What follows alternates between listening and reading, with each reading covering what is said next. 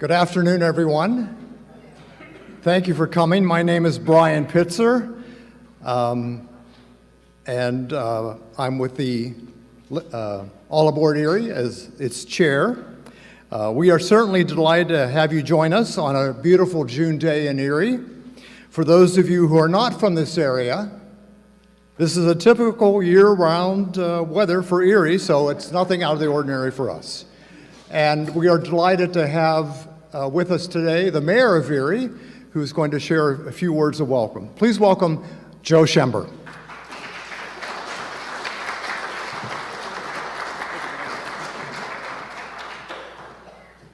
Thank you, and I'm very happy to be here. Looks like a great crowd here for this. I only have about an hour, and I got to get to another meeting, but I'm going to stick around as long as I can. And I can tell you, I was born and raised here in Erie, and Erie has changed so much since I was a kid growing up here. When I was a kid, my parents would go shopping, but all the shopping was in downtown Erie back then. Some of you can probably remember those days.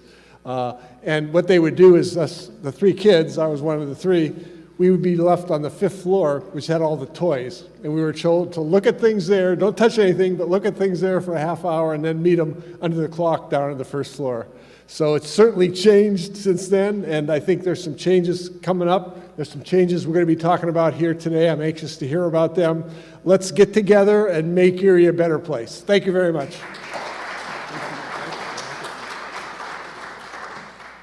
Thank you, Mayor Schember.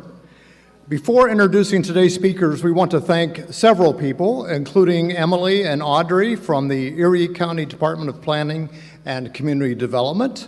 We certainly want to thank the staff of the Erie County Library System for making this room available. Everyone at CAM Erie, many of whom are here today to help us with the presentations and our live streaming. We are very grateful for their technical help today, so thank you guys. And of course, we want to especially thank our primary sponsor, Wabtec, not only for its sponsorship of this event, but also for its ongoing support of All Aboard Erie and the Lakeshore Rail Alliance. Please join us in expressing our thanks to all of these people. Now, while the cameras are rolling, we have a very important question for all of you. How many of you are here today because you want to have more and better passenger rail service? Please raise your hand. Look at this, unanimous. Thank you very much.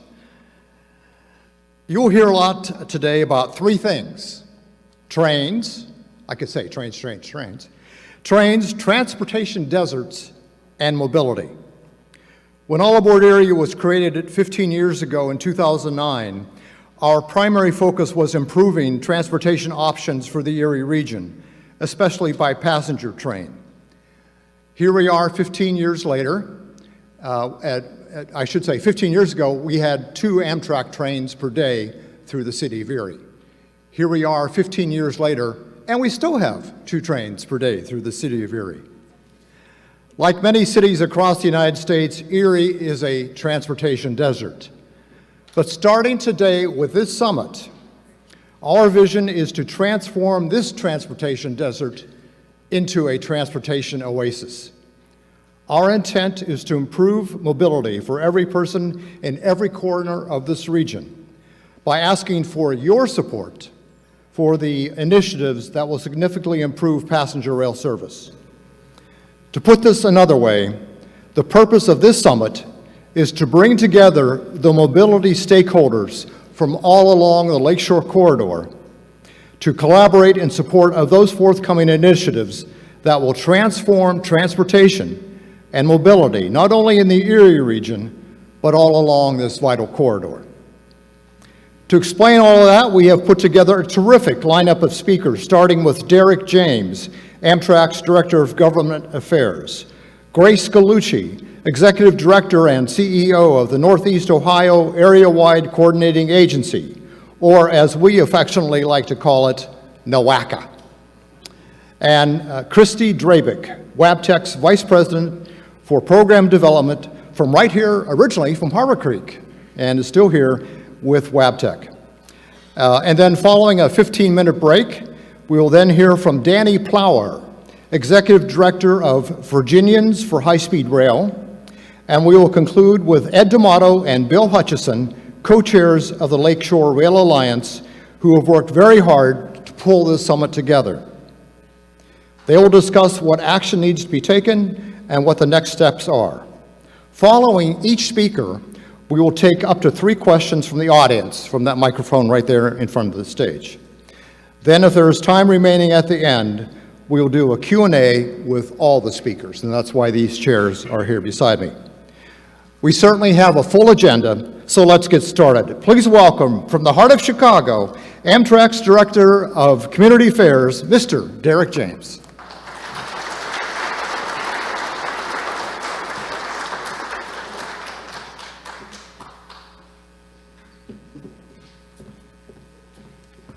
Thank you very much, Brian, and I'm certainly glad how you characterized our opportunity here by bringing together decision makers and members of the community, because to advance what you guys want to see and what we want to see at Amtrak, we're going to need everybody to be at the table. We're going to need a full court partnership from all the way from the local neighborhoods on up to the state and federal government to accomplish what we would like to see.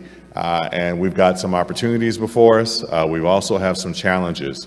And I'd like to get into a little background for you on how we got here today. So if we could go ahead and advance to the next slide, that would be helpful. So I won't spend too much time on this because many of you probably know this already. Amtrak's role in the transportation industry as the primary provider of passenger rail service in the U.S. Our creation came about as a creature of Congress, signed into law by President Nixon back in 1970 to take over the operations of the private passenger train system, the private passenger trains that were being run by the freight railroads, and who constructed your station here in Erie. That is a system map of our system right there. Based on recent sort of reauthorizations by Congress, our business has been divided up into 3 service lines, and those are important because they sort of set the framework for how we're going to advance and improve services. The route that is of most concern to at least here in Erie is what we call our long distance routes. Those are the routes that are rendered in gold on this map.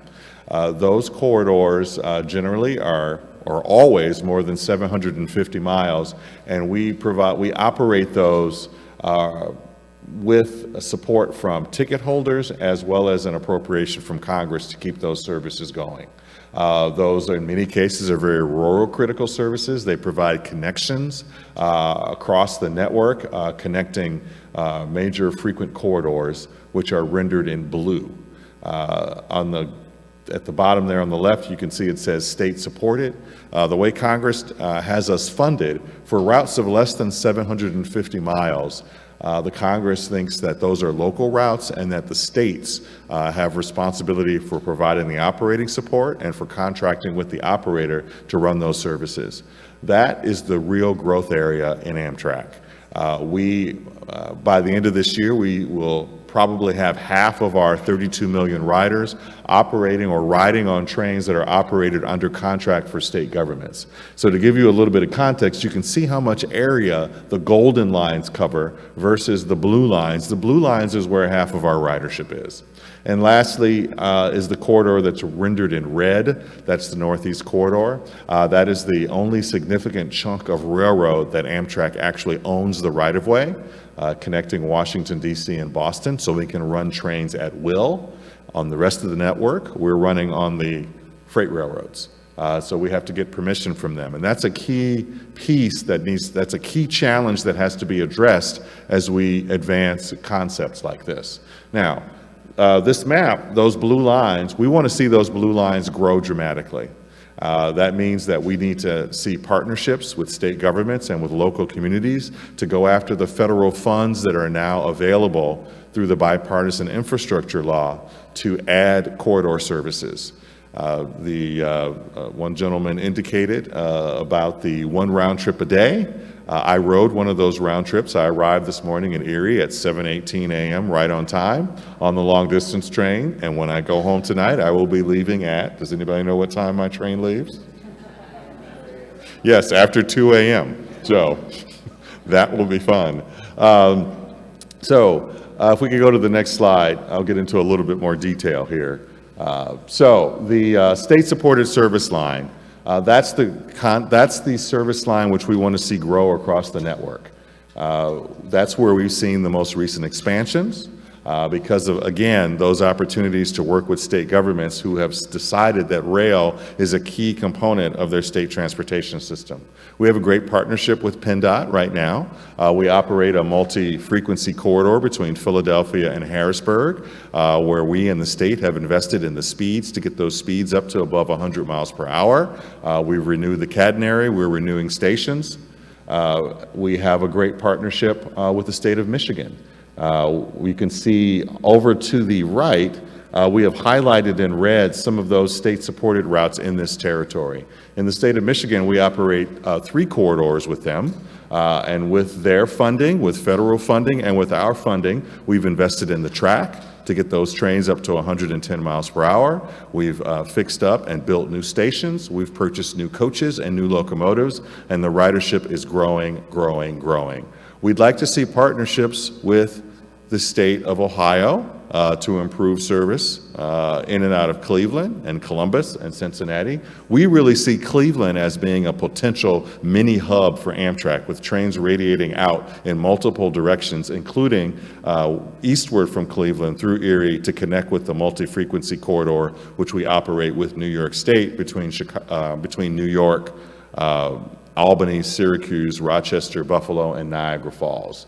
I know a lot of people were excited a couple years ago when we came out with our Amtrak Connects Us vision that identified this corridor as needing additional train service. So I see that vision bringing us to where we are right now, where we see the communities coming together, pressing for additional funding, pressing for their state governments to step up to partner with us to bring additional rail service. We've had some recent expansions. Just last month, we added new train service between Chicago and the Twin Cities. So it's been running 3 weeks now, and we've had 10,000 passengers on those trains. We're planning right now, we're working with the states of Mississippi, Alabama, and Louisiana. We hope to, by the end of this year, be adding a whole new route between New Orleans and Mobile. A lot of this is coming to pass because of, again, the bipartisan infrastructure law, which was signed into law by President Biden a couple years ago and provided $66 billion in funding for rail expansion in the United States. That's more money than has been provided to Amtrak since Amtrak's founding back in 1970. And again, what's really important is that those funds to be tapped into by communities along the Lakeshore Corridor is you need to be a part of the Corridor ID program. The federal government a year and a half ago received applications from states and communities all over the country. There's 69 corridors that are in the process of going through scoping and planning to advance those corridors. We want to see this, hopefully there will be subsequent rounds, and we want to see this corridor be chosen as well. Next slide. So I talked about the long distance corridors and we've got some challenges there. We are working on improving the service quality. We are putting more equipment back out on the rails. We're also in the process of placing an order to purchase new passenger cars to replace many of them that were procured by us in the 1970s. And again, that second to last bullet point talks about schedules. You know, the long distance service being an infrequent service unfortunately sometimes serves in very important places at odd hours. You know, Cleveland and Erie are examples of that. We would like to work with you guys to either augment and expand that by adding additional trains, either long distance trains, but we really think the growth in passenger rail and the service that the public is hoping to see are in the types of corridor services connecting major cities that are just a few miles apart. And again, this corridor meets that criteria. Next slide, please. So I talked about the corridor ID process and the applications that have come in and that the federal government is working with the states on. That map there shows the corridors that have been selected. There are 69 corridors that the federal government is working with states and local communities to advance. You can see the Cleveland, Toledo, Detroit corridor is there. You can see Cleveland, Columbus to Cincinnati. You can see Pittsburgh, Columbus to Chicago, and then New York State submitted a request for the the Niagara Falls, Buffalo to New York City corridor. Again, I hope to see subsequent rounds of seeking applicants. Right now, this is what the federal government is working on. Successful grantees received $500,000 to start the initial service development plan and scoping. And I think that's going to be the next slide to get into a little bit more detail on that. So here's the process, CID, meaning Corridor ID process. Right now, states are in the process of signing agreements with the federal government, signing contracts with consultants to do the initial scoping, which will flow into step 2, which would be a service development plan. The scoping process is really to sort of do an overview of the route, to see what the potential is, to get an idea of what will be looked at in the next phase of project planning, like how many round trips a day, where should the stations be, what's the potential ridership, what's the potential revenue, how much operating support would be necessary. Again, what's great about this program is it has a significant federal match. One of the reasons we haven't seen much investment in passenger rail in America is because we have not had an active federal partner. For highway projects and aviation projects, you've got a federal partner that assists the locals with doing the projects. It wasn't until the bipartisan infrastructure law that we had a significant amount of federal dollars, and those 90 applications that the feds received is an example of how much pent-up demand there is for passenger rail projects. So after the service development phase of the project, of the planning, which should take at least a year or so, then you would move into preliminary engineering. And it's at these steps 2 and 3, that there needs to be a local match to go along with the federal match. The local match could be anywhere from 10 to 20%, depending on the project. Now that's the blow up at the bottom. Now let's move back up to the top right, and that's when we move into the implementation phases. Those will be subject to available federal funds to actually finish the final design, do the environmental work, and to actually start construction. So it's a multi-phase process. It's a system that the feds have set up so that we can get in place a routine program of developing passenger rail corridors. The key piece, though, is that the Federal Surface Transportation Bill, the bipartisan infrastructure law, expires in a couple years. $66 billion, even though it seems like a lot of money, a lot of that money is going to be used up in this process here, as well as some investments that we're making. So we're going to continue to need federal appropriations each year, and once it's time for the Surface Transportation Bill to be reauthorized in 2026, we need to have as robust a funding stream as we did in this one that was passed a couple of years ago. Next slide, please. So, one other piece that I want to touch on, as well as providing funding for the Corridor ID, the last Surface Transportation Bill also asked the Federal Railroad Administration to look at ways to expand the long-distance network. There are a lot of gaps in the system, a lot of places and a lot of markets that are not served. We basically have a system that was set up in 1971 when America was primarily a Midwestern and Northeastern in terms of population base. We've seen a lot of Southern migration, and a lot of those places aren't served very well. In the upper right-hand corner is a snapshot of what the proposals are for the Great Lakes region that has come out of that study. The final report will be released to Congress later this year. And it'll be up to Congress to decide if they would like to advance this concept. I know that my friend Grace Gallucci from the Northeast Ohio Regional Planning Commission has been a participant in this process. And the public has been engaged, other stakeholders have been engaged to really answer the question, what role should long-distance trains play in our national transportation network, and is Congress willing to fund it to help it play that role? Next slide. So let's finish up with our request that affects this particular corridor. I know a lot of excitement has been generated when Amtrak submitted its legislative and grant request, which we submit one every year, and that is to fund the basic operations of the Amtrak system to keep the trains running and to take care of things like station upgrades, cybersecurity, policing. So we submit that every year. What we have also requested from Congress to sort of keep the ball rolling on the expansion is we have sought not just a base amount of funds, which for our base amount to actually run the system on an annual basis is $2.6 billion. If Congress provides us at least that base, we would then ask them to also provide us additional funds of $1.3 billion for a series of modernization initiatives. And these are things that we can do, steps that we can take to really get the system ready for growth. And one of those modernization initiatives is the Great Lakes Station Initiative. This year, we're asking for $25 million, and that is to help begin to seed projects and work with local communities on projects to get your stations ready for growth.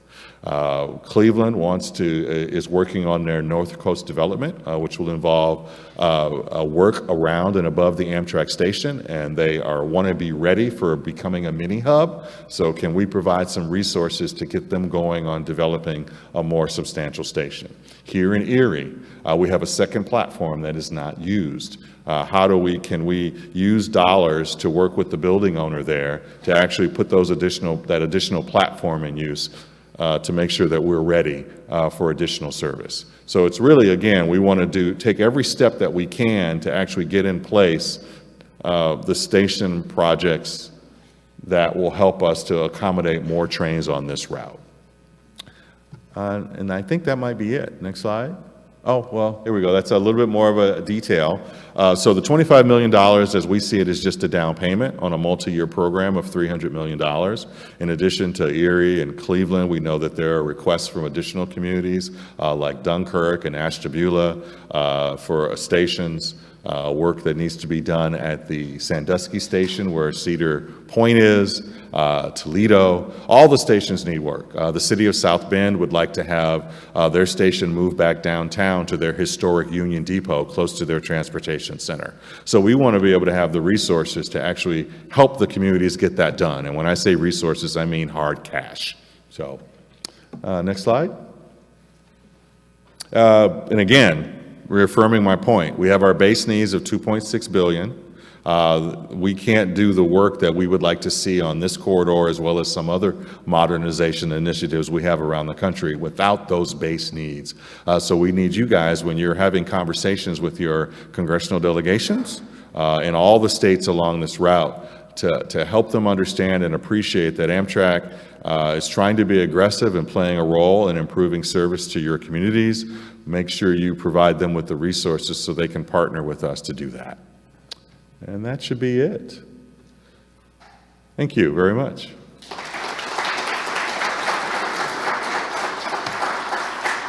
Now, Brian, you said that you would like folks to be able to ask us a few questions after each one of our presentations? That's correct. All right, I hope I didn't go too long. Sorry about that. 3 questions, and if anybody has any questions for Mr. James? Go ahead. Just speak up. Go ahead. I'll repeat your question if it's necessary for the recording. Derek, thank you very much for being here. Peter Voorhees is my name. We've met. I saw you and I waved because there's a familiar face. Yes, great. Thank you. With Erie not being in a corridor ID alignment, what steps might Amtrak be able to take to increase service in the corridor, and what kind of support would Amtrak need to get there? Mr. Voorhees asked, with Erie not being on a designated corridor ID route, what steps could Amtrak take to actually improve the level of service here? We can do what we need to do to improve the existing service. We are in the process of a procurement to acquire new long-distance trains, so we can make sure that those trains are long enough to accommodate the demand. In terms of adding additional trains, in order to get additional trains through Erie, you'll have to be on a corridor ID route. So hopefully there will be a subsequent round. I think a lot of that's going to depend upon what happens with the surface transportation bill. I'm not sure if the administration is going to put out another NOFO, or notice of funding opportunity, for a next level of corridor ID. Maybe those could be questions that you may ask of your congressional delegation. Because again, a lot of pent-up demand. We got a lot more corridors requested than were actually awarded. So there are some routes that are not on that map that should be on the map, and through here we think is one of them. We felt it was a worthwhile corridor. Good afternoon, Mr. James. Hi. Just had a quick question. So one of my main questions is as a Western New Yorker, the main thing that we're concerned about is having train travel, making sure that we have train travel that can get us from Buffalo or from Rochester over to the Falls or over to New York City. And with more cases of modernization playing in and more cases of people wanting to go for electrification, has there been any talk about electrification from the route from New York all the way up to Niagara Falls? If you mean electrification in terms of string and catenary or wire over the track, no. But the technology is allowing us to purchase, we actually have an order right now with Siemens Corporation, and I'm not sure if I should say that with Wabtec being the sponsor, for 83 new train sets, and some of those train sets will be hybrid battery electric, and we're also looking at hydrogen power. So we are looking at alternative fuels to be able to power our trains. It's just that the cost of stringing wire over track, which was 20th century technology, is so prohibitively expensive. We can achieve green goals, though, with the more modern propulsion systems in locomotives that are a combination of fuel and battery and electric. We have a goal, I think it's 2040, to be zero, I think, what do we call it, net carbon zero emissions at Amtrak. So. We have time for one more question. All right. Thank you.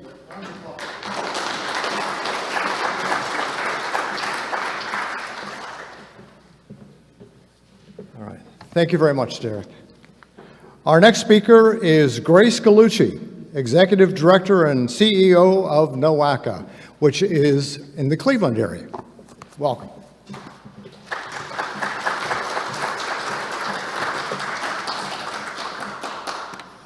Thank you very much. Good afternoon. First of all, it's a privilege and an honor to be here in Erie, having had a college roommate from Erie and having relatives living in Buffalo and Rochester. I have been through this corridor many times, and each time is a pleasure. And in fact, I had a very interesting text from one of my staff persons this morning on the way here that said, "I'm jealous of you for getting to go to Erie on company time. I really enjoyed my day trip there, but it would have been even better to get paid for the drive." So, glad to be here. Next slide, please. I want to focus my talk today on improving passenger rail in the Great Lakes region. And that goes starting with NOACA, but really we're talking about an entire network, and I'll get to that in a minute. But why would we want to do this? Next slide. Many benefits. Transportation choice for millions of residents throughout the Great Lakes is the primary reason. The United States, we are very proud to say we are a free country. What does that mean to be free? One of the things that it means is free choice. Choice to be able to travel by the mode that you want to travel by. So that means car-free, college students who don't often have transportation, aging populations, residents with disabilities, business travelers, and tourists. Essentially, all of us. Another reason, clean air and clean water, climate benefits, reducing greenhouse gas emissions, not just for the sake of having the clean air and clean water, but literally for lowering the temperature of the planet. And then economic growth, jobs in the Great Lakes region. Next slide. To talk about the economics, I want to focus for a few minutes on a study that we did a few years ago on the Hyperloop. How many of you have heard of the Hyperloop? So we view the Hyperloop as simply the next generation of high-speed rail. It really is just about connecting people from point A to point B. The difference is simply speed.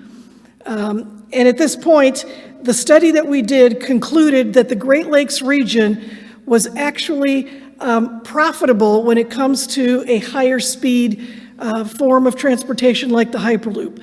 That translates very, very nicely to rail. Whether it's Amtrak or whether it's the next gen, it really focuses on the economics. Next slide. This is a map of the United States with the two longest interstates, Interstate 80 and 90, one from Seattle, the other from San Francisco, going to Boston and to New York. And you'll see them going across the country. They intersect at two places, the Great Lakes, the city of Chicago, and the city of Cleveland. That's what really got us thinking about, we need better service between Chicago and Cleveland. And then, next slide, that would produce an entire network of passenger rail type of service that takes us not only along the Great Lakes, but throughout the Midwest and all the way to the East Coast.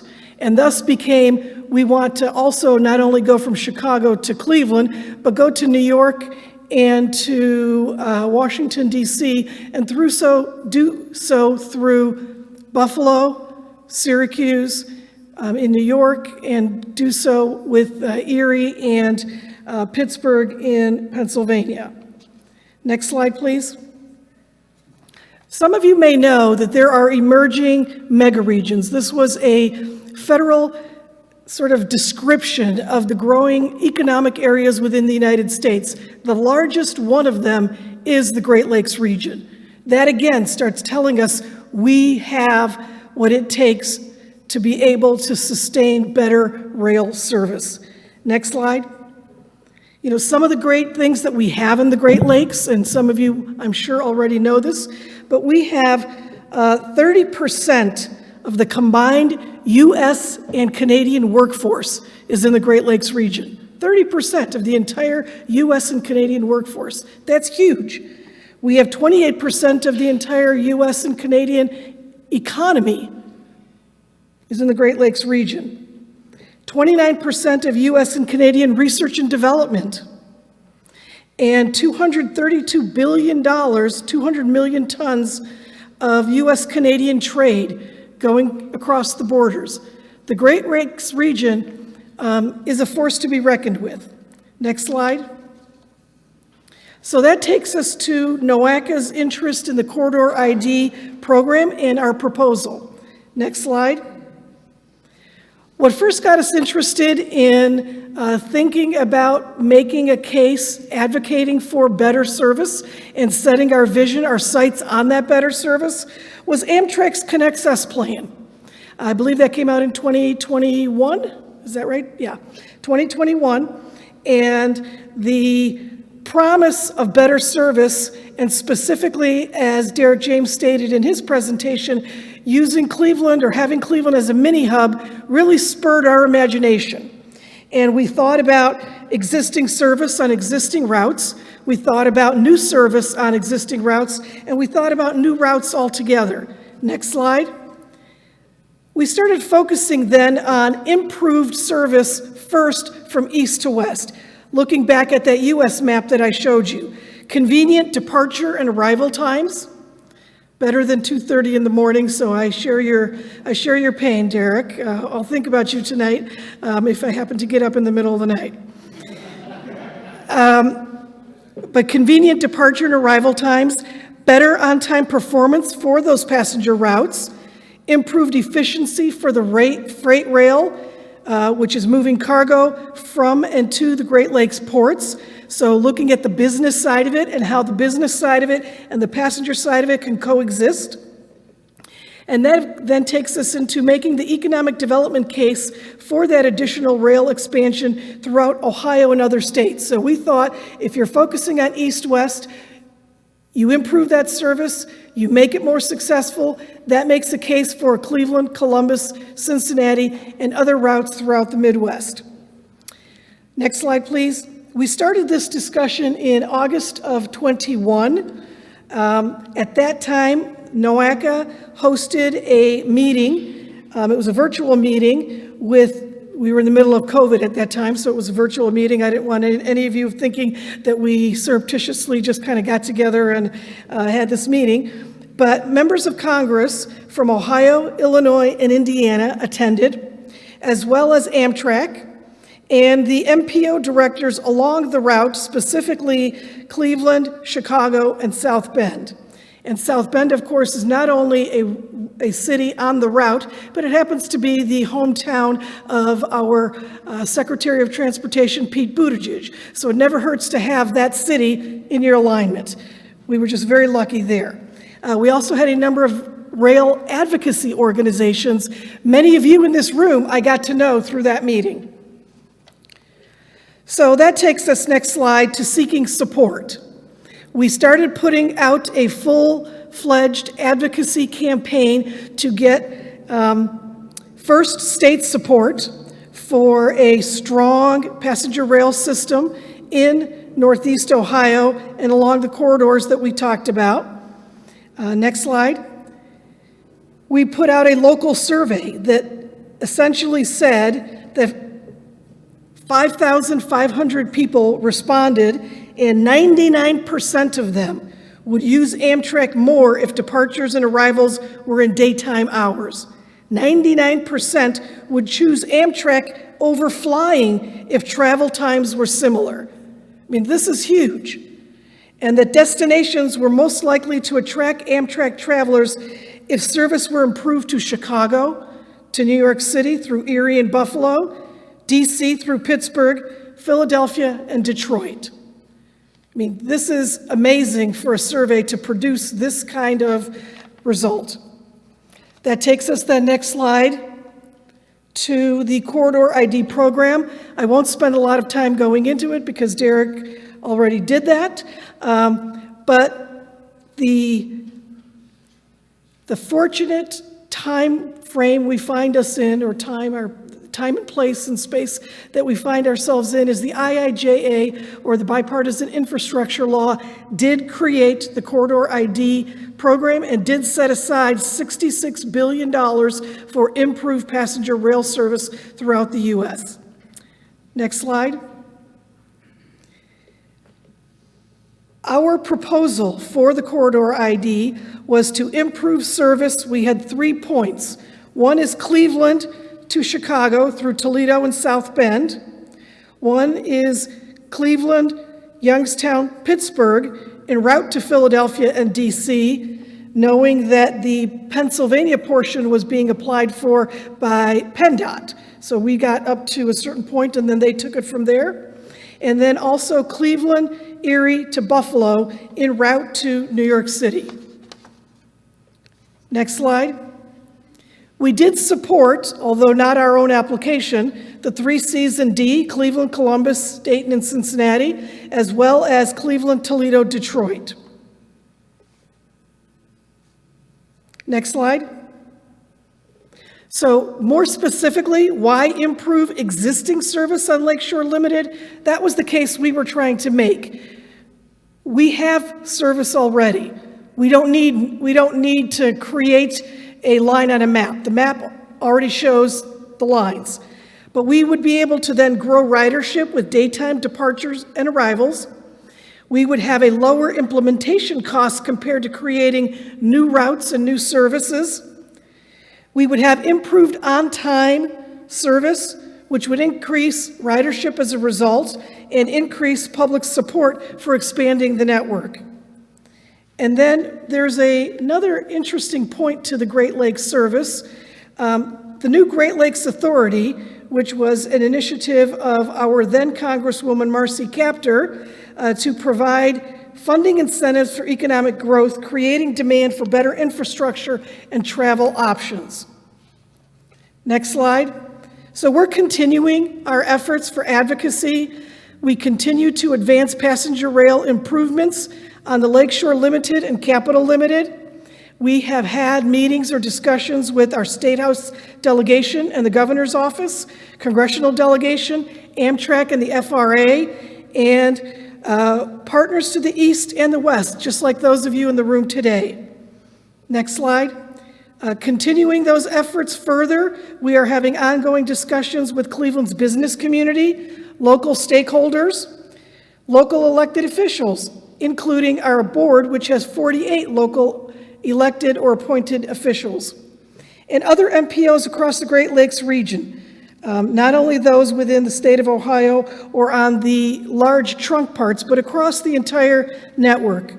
And to that point, next slide, I would be remiss if I did not thank you all, acknowledge, recognize, and thank you all for the support that you gave us for our Cleveland to Buffalo portion of the corridor, for the corridor ID. We received support from Erie Chamber of Commerce, the County of Erie, MPO, the Greater Buffalo Niagara Regional Transportation Council, Lakeshore Rail Alliance, All Aboard Erie, Lake Erie College of Medicine, Penn State, and Visit Erie. So we had a lot of support. We put out the request, and the letters of support came back. And I wish I could say that we had to work really, really hard for those letters of support, but we only had to work mildly hard because you were all just as excited as we were and very, very graciously participated in the partnership. Next slide. So the story here is that we did not get the corridor ID routes. The state of Ohio did get the 3 Cs and got Cleveland, Toledo, Detroit, but we will be looking to apply the next time, which is supposedly next year. So we will resubmit those proposals for improved service on Lakeshore Limited and the Capital Limited, and we will work tirelessly until we get them. And last slide.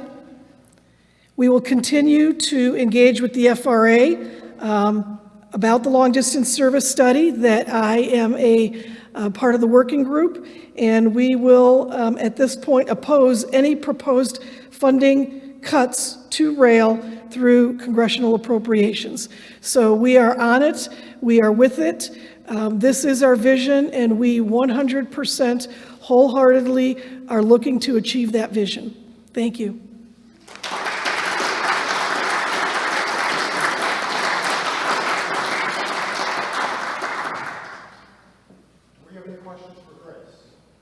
Regarding the Lakeshore Limited route and seeing the letters of support that came from Erie, I noticed that the Commonwealth of Pennsylvania was not on that list.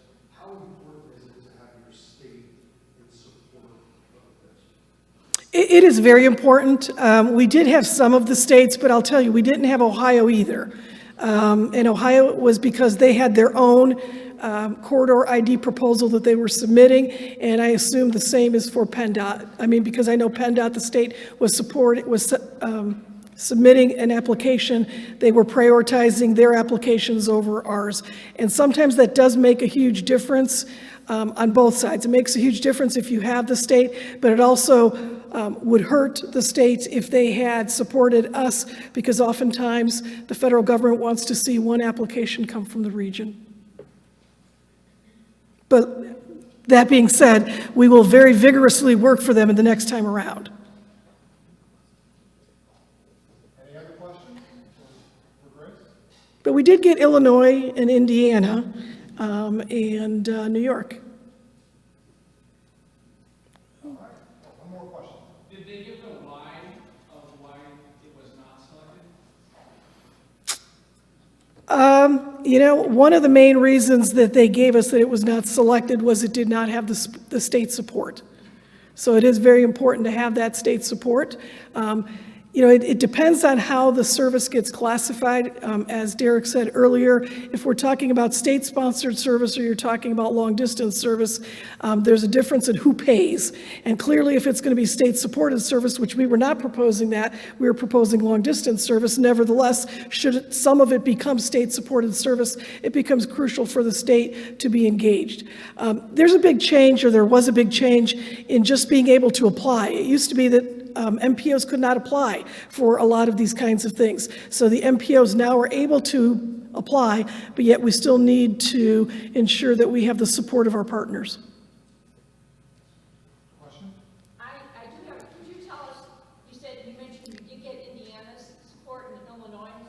Correct.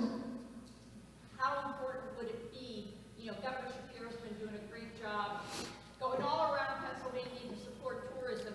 Has he ever come to Erie to take the train even to Buffalo? I know that's not his region.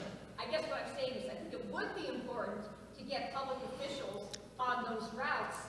It's packed. My husband and I go to New York a lot, and do they have any idea how many people take the train and get it off and on in Erie? I think it'd be really important to say, ride the train. Okay, Governor Shapiro, love what you're doing. Come to Erie, take the train. Just take it to Cleveland, get off when you have to. Take it to Buffalo, get off when you have to. Then figure out how you're going to get back here after you get off there and back in the middle of the night. So I'd be happy to accompany him. Great. No, that's a terrific suggestion. I know that Amtrak does, they often have trips that they are accompanying or hosting with elected officials, and we certainly should put something together with all of the officials through the Great Lakes Corridor.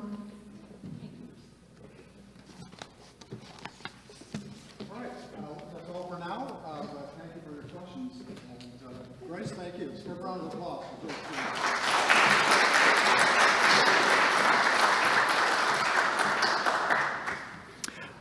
Our next speaker is from right here in Erie.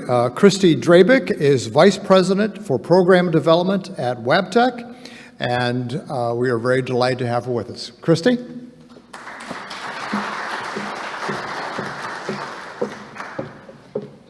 Thank you, Brian. Thank you, Derek and Grace. You guys have done a great job introducing the topic today. I'm going to go a little off topic, but I hope that you guys will find it interesting. We're going to talk a little bit about early passenger locomotives and what it looked like back in history. Wabtec's had a huge role in the rail industry since its inception. I want to talk a little bit about that. First, we'll talk a little bit about me, if you can go to the next page.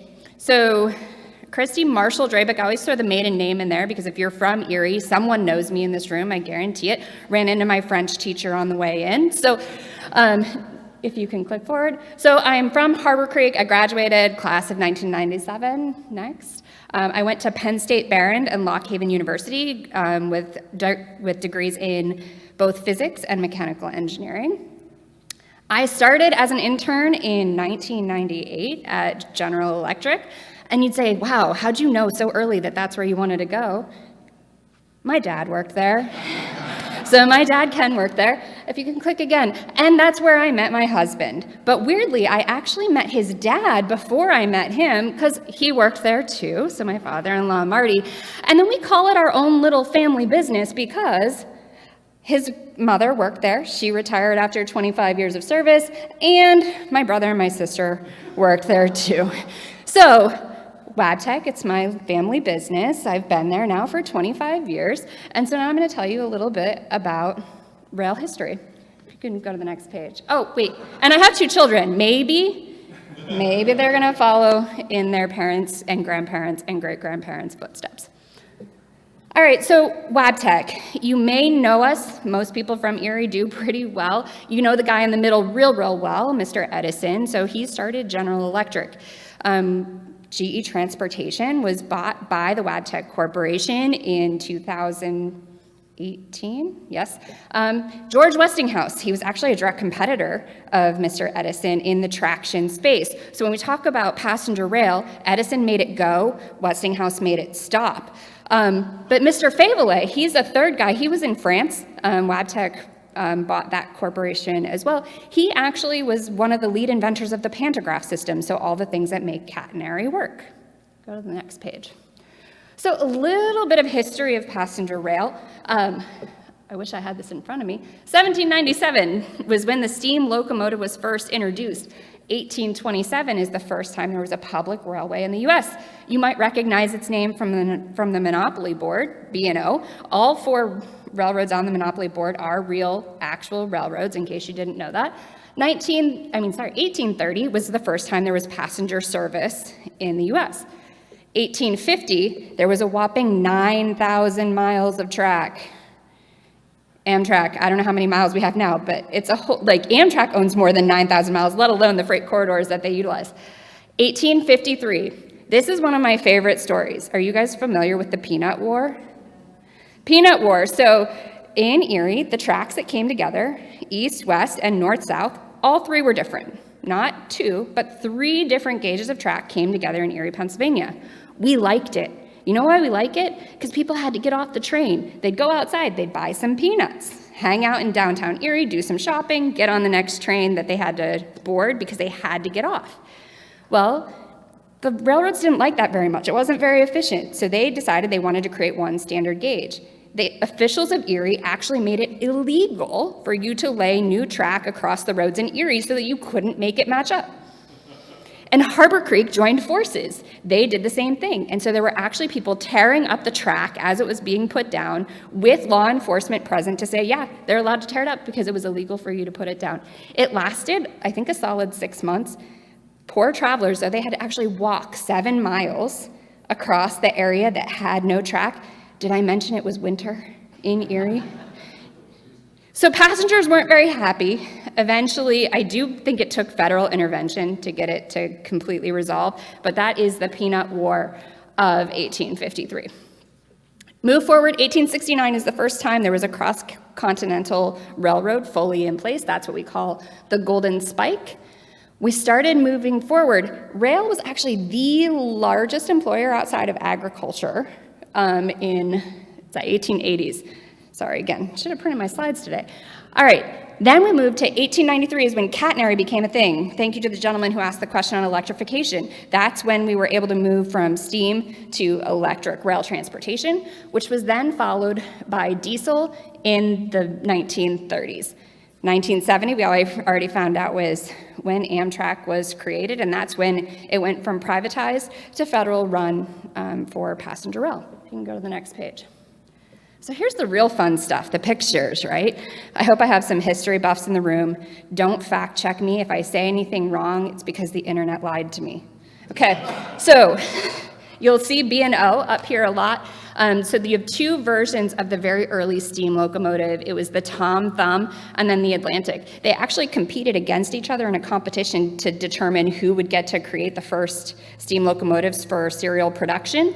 The Atlantic won the competition, but somehow we ended up with the Tom Thumb being the one that was actually produced. So two great inventors, Mr. Peter Cooper and Mr. Davis. So we can go to the next one. And by the way, GE was not involved in that steam locomotive space. We didn't exist yet, but wasn't too long from there.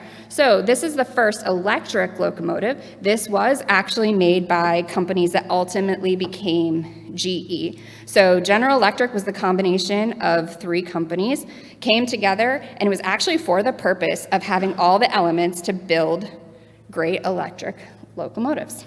So that's the first one there. Go to the next page. From there, we get into true catenary electric locomotives. You'll notice 2 very different styles here. One is head power, and one is one that passengers would actually ride in. So those were 2 different styles of locomotive that existed in the early days. Mr. Jim Marisi, he's out here somewhere, he could probably tell you even more about it, but we had a 1200 volt and a 1500 volt version back in that time frame. Next page. So, moving on into the 1920s, this is where GE really got its foundation in Erie. So the GE site was purchased in, I believe, 1898 by Mr. Edison, ultimately not building anything for the locomotive space until into the 20s. There was about a 20-year span of production that had nothing to do with the transportation space. But in the 1920s, 28, I believe, was the first year of production in Erie. So again, a couple examples of some different locomotives. I love the one on the left, 14 axles. A current modern locomotive has about 6, normally 6 axles, sometimes 4, sometimes 8, but 14 would be completely unheard of. So it's kind of a cool looking locomotive. Go to the next page. This is actually in the Erie facility. So this is looking out from the crane at the top of the facility and looking at all the locomotives being produced in serial production. That is the same building that we use today to build locomotives here in Erie. It looks a lot the same. We've modernized it some, but there's a lot of elements that are exactly like this and look just like it did back in the 1930s. Fun fact, we actually built a battery locomotive back in 1922. Now, you guys have heard, we're producing the very first mainline battery locomotive right now today, but in 1922, this was used for a mining operation. You'll see a little tiny seat there. This locomotive is only about 4.5 feet tall, so a gentleman would sit on that little tiny seat and drive it into an underground mine. So it's a very small locomotive. The battery technology was not very fancy. But if you go to the next page, this is what it looks like now. It's a whole lot bigger. It's a whole lot cooler. The technology inside that battery pack is way more sophisticated. There's a lot more rules now around being able to contain heat that can come from batteries when they're not performing the way that they need to. So a lot of safety elements that are required in this day and age. You'll get to see this guy riding out on the test track here in about a month or so. So keep your eyes open. That'll be a fun one to see. Back to history a little bit here. So this is when we really got to a point of getting to diesel. So the locomotive on the right-hand side there, that was actually a multi-mode locomotive. So it was diesel and third rail and battery power. So tri-mode. These are things that as modern producers we're still trying to get back to today. Was produced in that way because diesel wasn't very reliable. So now diesel engine is the most reliable method of moving a locomotive. Back when diesel first came out, it wasn't very reliable at all, and so they needed these other elements to be able to keep the locomotives reliably running. So we certainly have a long history in passenger rail that I've kind of explained to you in 10 minutes or less, but we do a lot today as a Wabtec corporation. We're involved in not only locomotive production, but we supply components for transit cars themselves. So if you're riding along and you see a ramp to get on or off, likely one of the Wabtec companies. The door openers and closers, probably a Wabtec company. So there's elements that are in the trains that you ride every day that come from Wabtec, and we're very invested in making sure that it becomes a viable and vibrant industry. Not just because we want to sell things. Certainly want to sell things and have you stop buying from Siemens. But we also understand that our product isn't always the right product for the application, and that's kind of the case in the passenger space frequently, what is necessary right now today. But as we're moving to alternative fuels, we do see ourselves being a bigger player back again in those long-haul operations for passenger rail to help Amtrak achieve their net zero targets. Next page. Even beyond what we care about in the passenger space, we care about the community here in Erie. Wabtec has a long history of involvement, and we're very proud to say that not only do we give of our money as a corporation, but our employees are very giving of their time. We are a corporate partner with Edison Elementary School, so if you're familiar with the United Way Community Schools, we're the corporate partner for Edison. And we also do a lot of STEM within the community. We partner with Penn State Barron on those initiatives as well. We care very much about environmental sustainability. If you've never been, Bids for Kids is always a good time. That's a great fundraiser that gives back to local charities that are children-facing. And yeah, I think that's about it. That was a lot to cover in like 15 to 20 minutes, but happy to answer any questions you might have.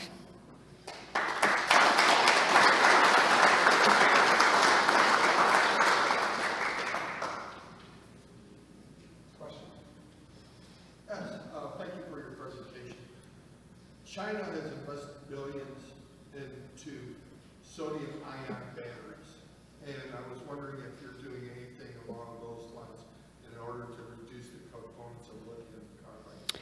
Yeah, I mean, we actually GE had a sodium-ion battery plant. I don't know if people remember that. That was back in around 2010, 2012. From a technology standpoint, we don't currently think that that is the right chemistry for rail application. That doesn't mean that it won't become the right chemistry, but right now today, that isn't where we think we don't think that chemistry works for the amount of power and density and charging rate that the rail industry needs. But we're always looking and paying attention to the trends to see where they're headed. What we're really focusing on is how we can make our locomotive power agnostic. So no matter if I'm using this battery or hydrogen or a fuel cell, that the control system of the locomotive itself is agnostic to how it's getting its power, so that we're able to adopt those technologies at a much faster pace than what the transition from, steam to diesel was. Yep. Hate to ask another question, but I think your storytelling is really important when you talk about, the family relationship with GE and now Wabtec. And I was wondering, whatever happened to the GE Museum? Remember, it was run by volunteers. And I think as you're trying to build advocacy and, have people, the ordinary people involved in, economic development initiatives, it might be something to see whatever happened to that. It was only open on like Saturday. Yeah. And, I took my grandkids. Just a suggestion. So it's not Yeah. really a question, but I think that storytelling, what you did here is you made us all want to cheer and say, yeah, everybody knew somebody who worked at GE. Yep. Everyone, a relative did. No, it's a great point. And the GE Museum, unfortunately, actually had a fire that damaged a lot of the goods, I don't know, probably 15 years ago now, and it never got kind of back up and running. But I do know that Wabtec as a corporation also believes very much in the communities that we live and engage in, and we're starting to really get some momentum there on getting kind of back to that, what people remember of GE engagement. We want that to be Wabtec engagement, and we want you to see the red and black just as much as you remember seeing the blue meatball. So I think we're headed in that direction, but it's a great point. One more question. Joel. With the big spend that Amtrak is happening soon with locomotives, do you think that Wabtec would be a competitive bidder for some of that work? I mean, to be able to generate locomotives out here in Pennsylvania for Amtrak? Yeah, so obviously when the tender comes to market, we're going to look at it and see if our technology is the right fit for what Amtrak is looking to do. We think that we have a lot to offer in the diesel space, in the dual mode space of diesel and third rail. We've provided for them previously, and we'd love to get to the point where we're talking tri-mode, where you start to talk about introducing battery as well. I haven't heard what that tender would look like. I mean, if somebody wants to give us a sneak peek, we'd be happy to give it a quick look to see how we can best position ourselves. But we're always looking to find more ways to, build the product that kind of moves the economy. Thank you, Christy.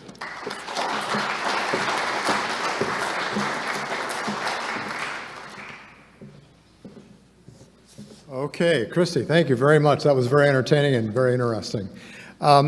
Christy represents Wabtec, and Wabtec is, of course, on our board, represented on our board, and they were the primary sponsor for this event. If there are any other entities out there, whether it be a corporation or an association or another organization, we certainly would welcome your partnership.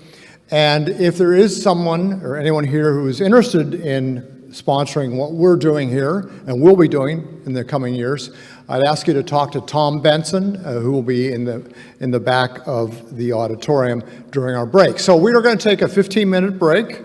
Right now it is 10 after, 2, so about 2:25 we'll reconvene. We want to give you time to take a break, stretch your legs, and we hope you will network.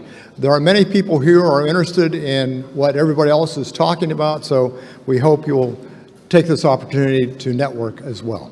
I'll be back in 15 minutes. Thank you. Our next presentation is going to be a little different. It's going to be by Zoom, and this will be Danny Plower. Danny Plower is Executive Director of Virginians for High-Speed Rail, and one of the reasons we asked Danny to present today is that Virginia, the state of Virginia, is doing remarkable things in promoting and developing passenger rail across the entire state. So if we are ready, welcome Danny Plower. Thank you. I'm going to share my screen. It's a pleasure being with y'all. I wish I was with y'all in person. My wife actually did her clinicals at St. Vincent in Erie. And so when the opportunity arose We were hoping to make it up there to be there, but regrettably we could not do the travel. So a little bit about Virginians for High-Speed Rail in this presentation, which is titled The Case for Transforming Rail in Virginia. Sorry, I ran to grab a cup of water and then I heard my name. Virginians for High-Speed Rail, we are a nonprofit, very similar to All Aboard Ohio, All Aboard Erie, and the rest of your coalition. We're a nonprofit coalition of citizens, businesses, localities, community groups, and we educate and advocate for the expansion of fast, frequent, and reliable intercity passenger rail service. We're actually getting ready to celebrate our 30th anniversary. We were founded in 1994.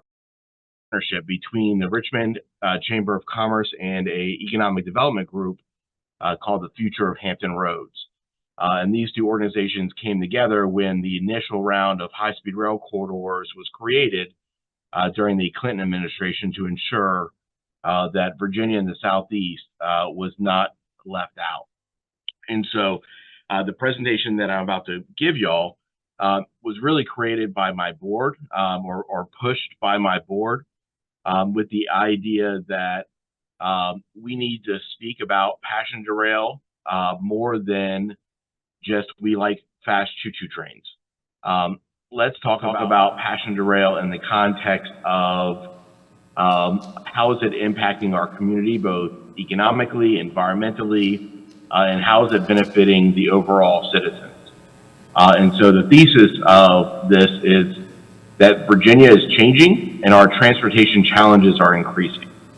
And so when you kind of take that step back and look at the travel trends in Virginia, and this is something that I advocate that every regional rail organization and community group think about, is how to create your own version of something like this to sell to stakeholders, including elected officials and other government officials, about why rail is so needed in your own communities.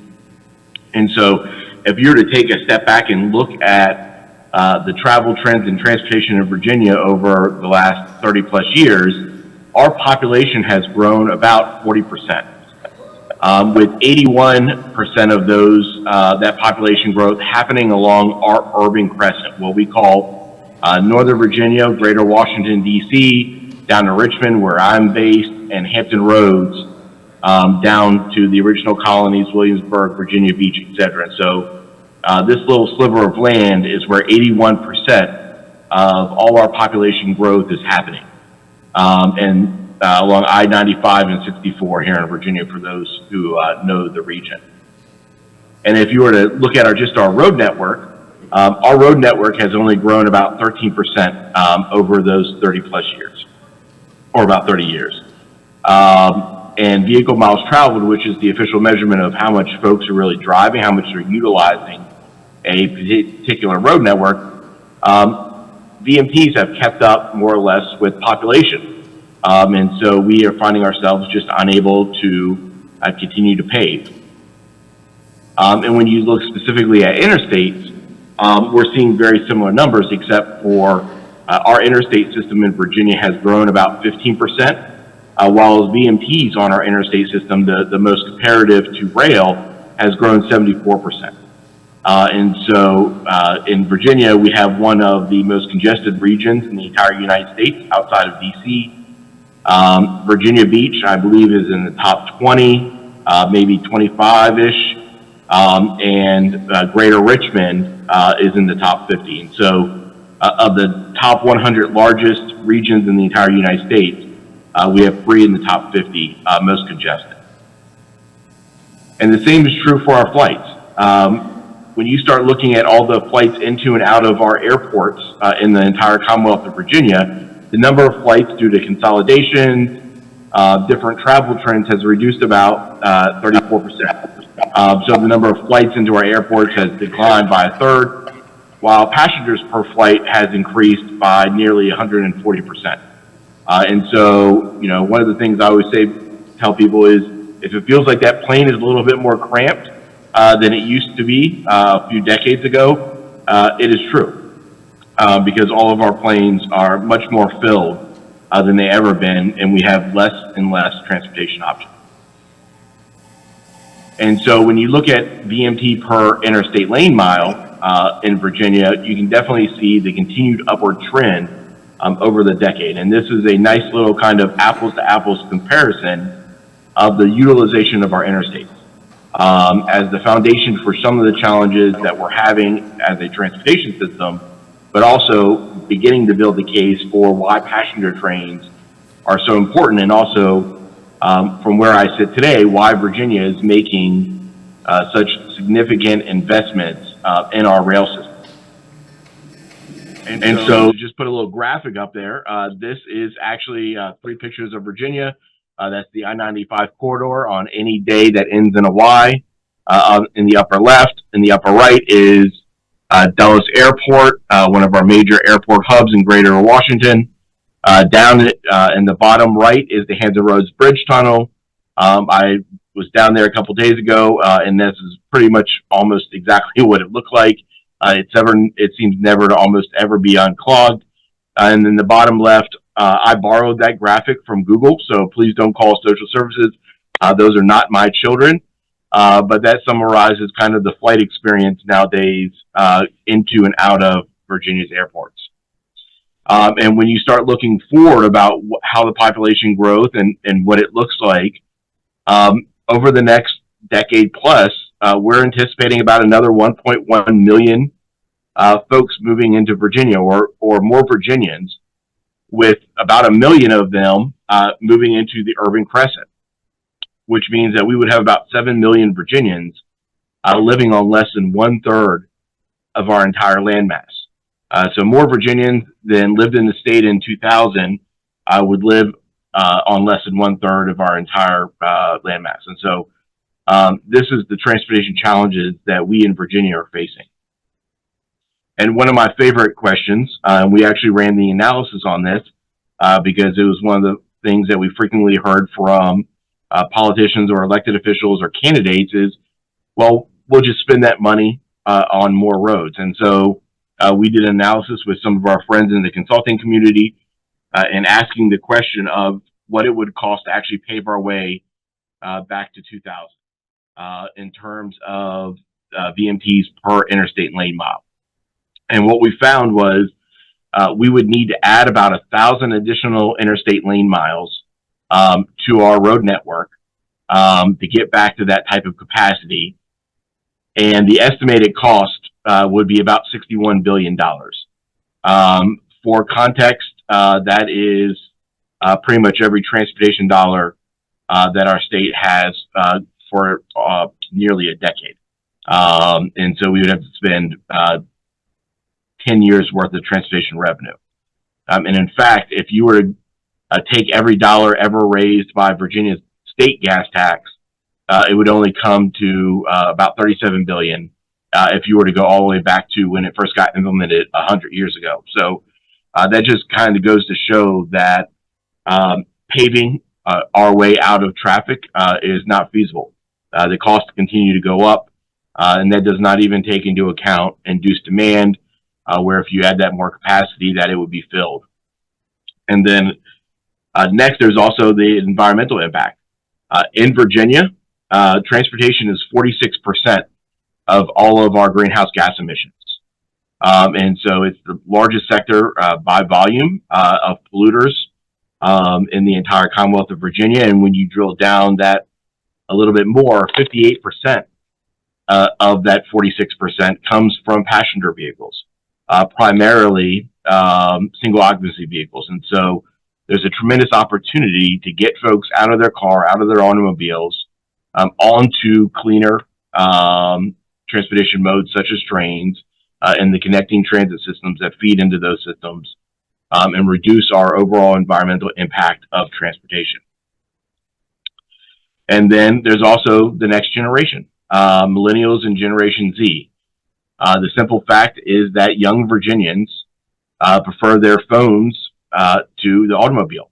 And I always like to tell a story about my nephew who purposely failed his driver's test twice because he had absolutely no desire whatsoever to get his driver's license or to drive. And it was not until my brother and his spouse started taking away the Xbox and the PlayStations and all the video games did he finally pass it. And so he had been failing it on purpose, and he passed it finally so that he could, his parents could make sure that he could help get his younger siblings to soccer practice, to dance practice, etc. And so, but this is one of the things that we track and that we have continued to see with over 26% of Virginia millennials or Virginians between the ages of 16 and 35 who are driving eligible don't have a driver's license. And in fact, if this demographic drove at the same rate as baby boomers, traffic in the Commonwealth would increase over 10% overnight. And one of the interesting things about this is I was on a naval base, the largest naval base on the East Coast, on Tuesday, listening to the base commander talk about transportation. And one of the things that she said was over 60% of the new sailors coming onto this naval base don't have an automobile or don't even have a driver's license. That these sailors just have no desire to drive. And so our military itself are seeing the impacts of the younger generation that wants to move away from the automobile because they communicate and they connect with their peers and their cohorts a little bit different than past generations. Which brings me to really when Virginia began to change. And so here are two quotes from two of our previous secretaries of transportation going back to 2014. This is a bipartisan group, Aubrey Lane, a Republican who served from 2014 to 18, and Shannon Valentine, a Democrat who served from 2018 to 2021. Aubrey Lane was asked once by a media newspaper, kind of what is his vision? What is the driver for transportation? What is his perspective and goal?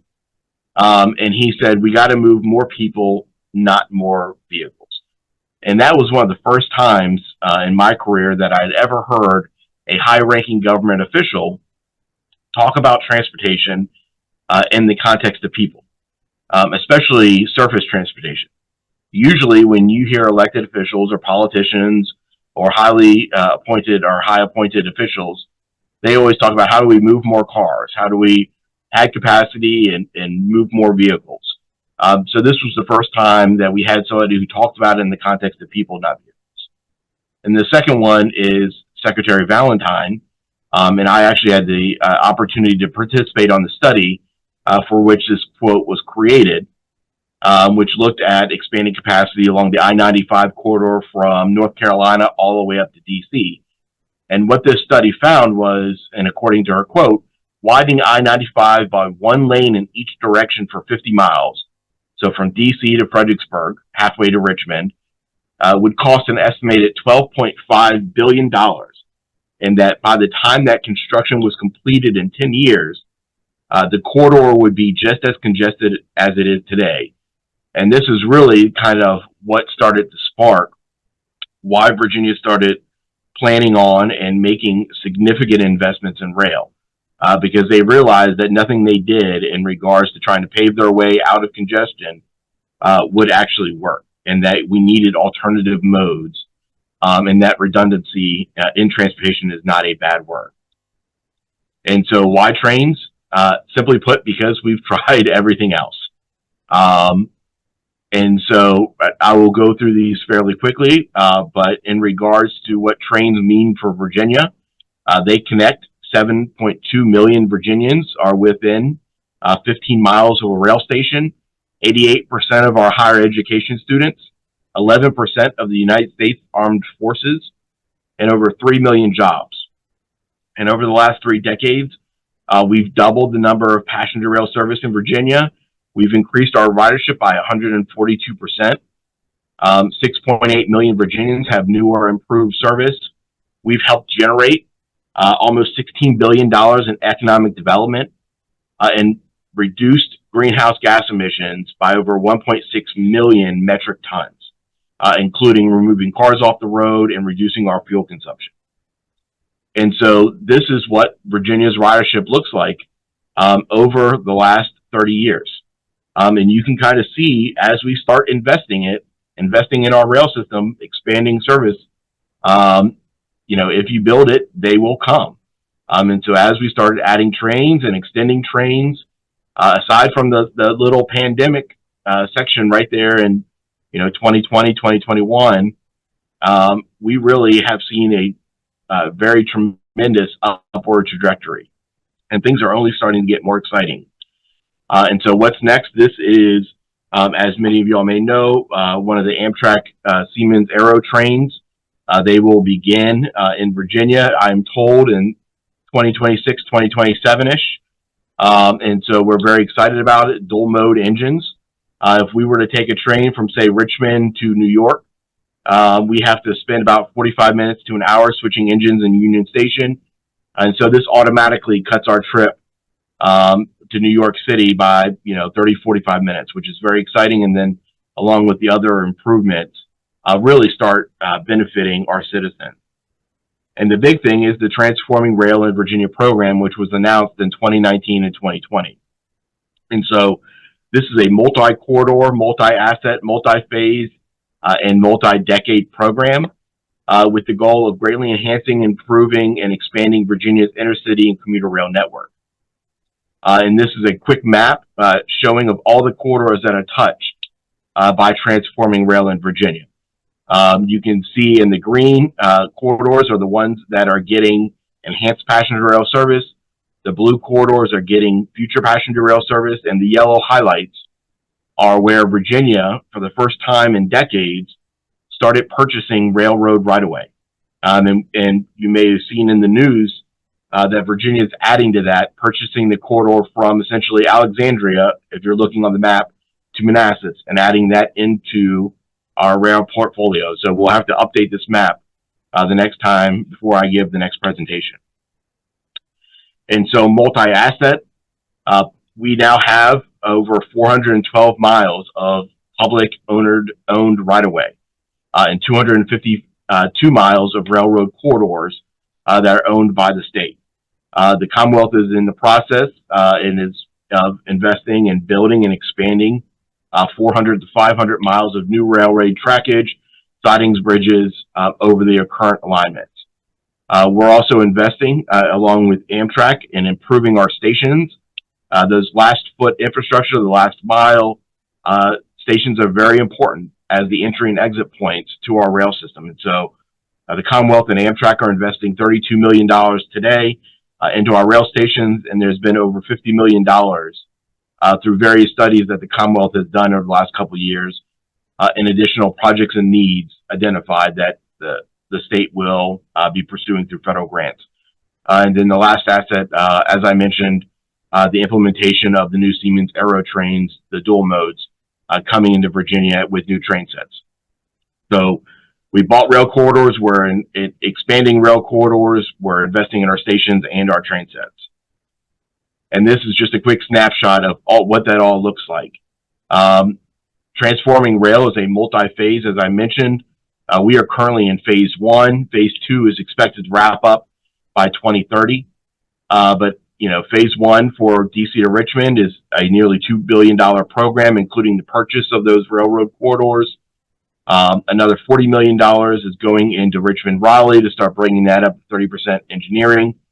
The Commonwealth also got several corridor ID program grants, including the Commonwealth Corridor, which is our first east-west service since the 1970s. So reconnecting Hampton Roads to Richmond, and instead of going all the way up to DC, it would cut across the Buckingham Branch to Charlottesville, and then down to the New River Valley in Southwest Virginia.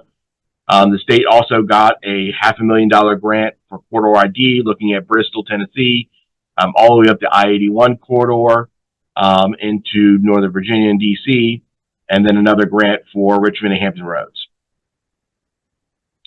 And phase 2, the state is investing another over $2.5 billion in the Washington-Richmond project, including a new crossing over the Potomac River. They're anticipating spending about $500 million improving rail service between Roanoke and Christiansburg. And then phases 3, 4, 5, and 6 will result in quad tracking of the DC to Richmond corridor, track separating passenger and freight in the Commonwealth, adding capacity for the Commonwealth corridor trains, extending more service to Hampton Roads, and building out Petersburg, the Raleigh corridor. And so this is just a quick visual of all the different projects that are happening in phase 1 and 2. It's hopscotching up and down the corridor. And as new funding comes online, new projects are added, sometimes in the out years, but lots of exciting things to happen along the entire corridor. And these are a lot of the benefits, with the highlighted ones already have happened.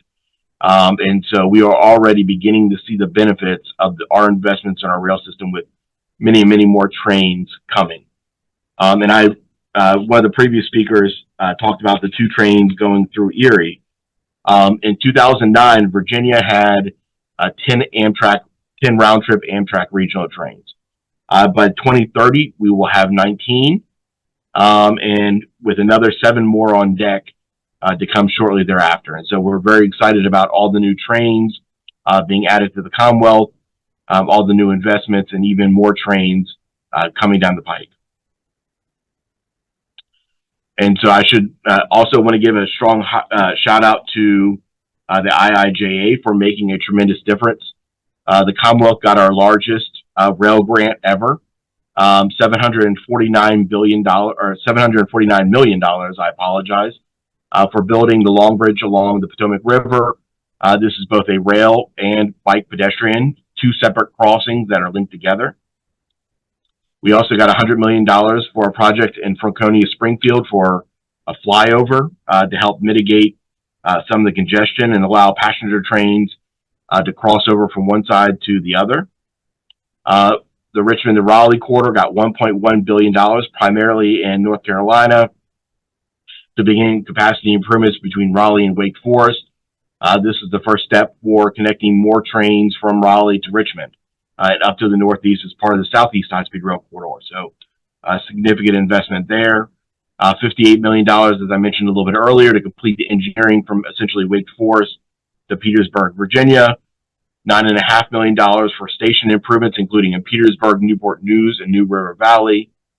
We got another $3.2 million for DC to RVA rail grade crossings, and a bunch of $500,000 grants for our different corridor ID programs. And simply put, when you look at our kind of rail map of where we were and where we are and where we're heading, this kind of gives you an idea of what's happening in Virginia and why we're making all these investments. So 2009, 2019, 2030, and this is what we're hoping to look like by 2040, with return of cross-state service as well. And so how did we get here? Dream big, work small, and always be investing. Those are the key words that I like to tell every advocate of how Virginia got to where we are. In regards to dreaming big, create a vision that is robust.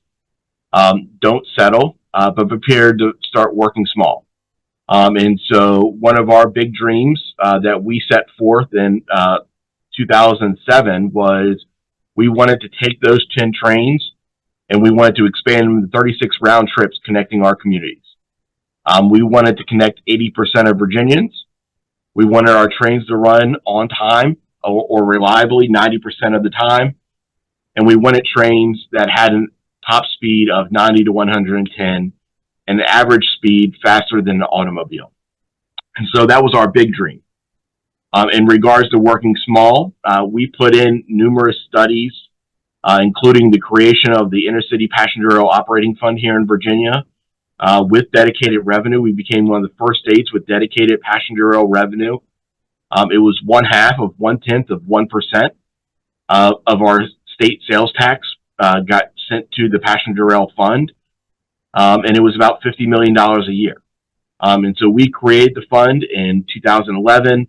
We didn't actually get funding for it until 2013, and it was all those little things. We did a study before that in 2010, started looking at expanding trains in 2009, and so it's always working small, looking at the projects. Another one was a stoplight. we had a politician who got stuck at our largest station in Virginia, Staples Mill, trying to get out of it after picking up their grandchild the Wednesday before Thanksgiving. And it took them an hour and a half to get out of that station because you could easily enter by making a right. But if you wanted to return back towards the interstate to get home, you would have to cross essentially 6 lanes of traffic with no stoplight. And that was the only way to get out of the station. So for a station that was handling 300,000 passengers a year, a suburban station, the only way to get out of it would be to cross essentially 6 lanes of traffic. And so we fought for almost a year and a half to get a stoplight added to that exit. And it was one of the things that made that elected official a believer. Not that their grandchild rode the train before Thanksgiving, but that the importance of stations in our communities. And so it was a small thing that built up a lot of camaraderie, allowed us to work with that elected official for the first time on kind of passenger rail, and that was their introduction to what we need to happen, not only at that station, but all across the entire state. And always be investing. Speak to Rotary clubs, Kiwanis clubs, chambers of commerce, create a slide deck, something like this. I'm always happy to share how we got some of our data, and all of it is publicly available. We prefer to use federal sources, the Federal Highway Administration, Amtrak, EPA, etc., so that all data is apples to apples. But continue to share the message. Never stop speaking to community groups and talk to elected officials about what passenger rail could mean for their community and how it would benefit their community. And so thank you again for the opportunity to speak today. Hopefully I didn't take too long. And this is my son. We took him on the train for the first time during the pandemic. He absolutely loved it. And so I always like to use this photo as a thank you and take any questions.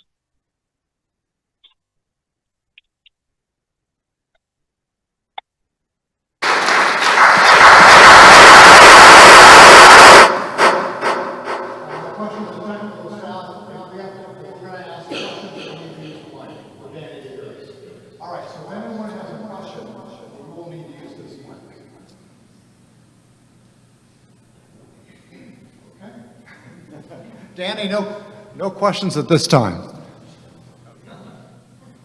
And for having me today. I appreciate it.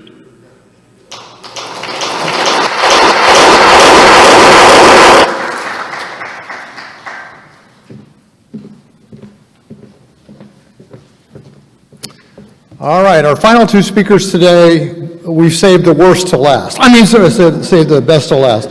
My colleagues, Ed D'Amato and Bill Hutchison, co-chairs of the Lakeshore Rail Alliance, both Ed and Bill live in Ohio, yet they have been working for months, if not years, for All Aboard Erie to bring better transportation and more trains to Erie. So these guys are dedicated. Please welcome Bill Hutchison and Ed D'Amato.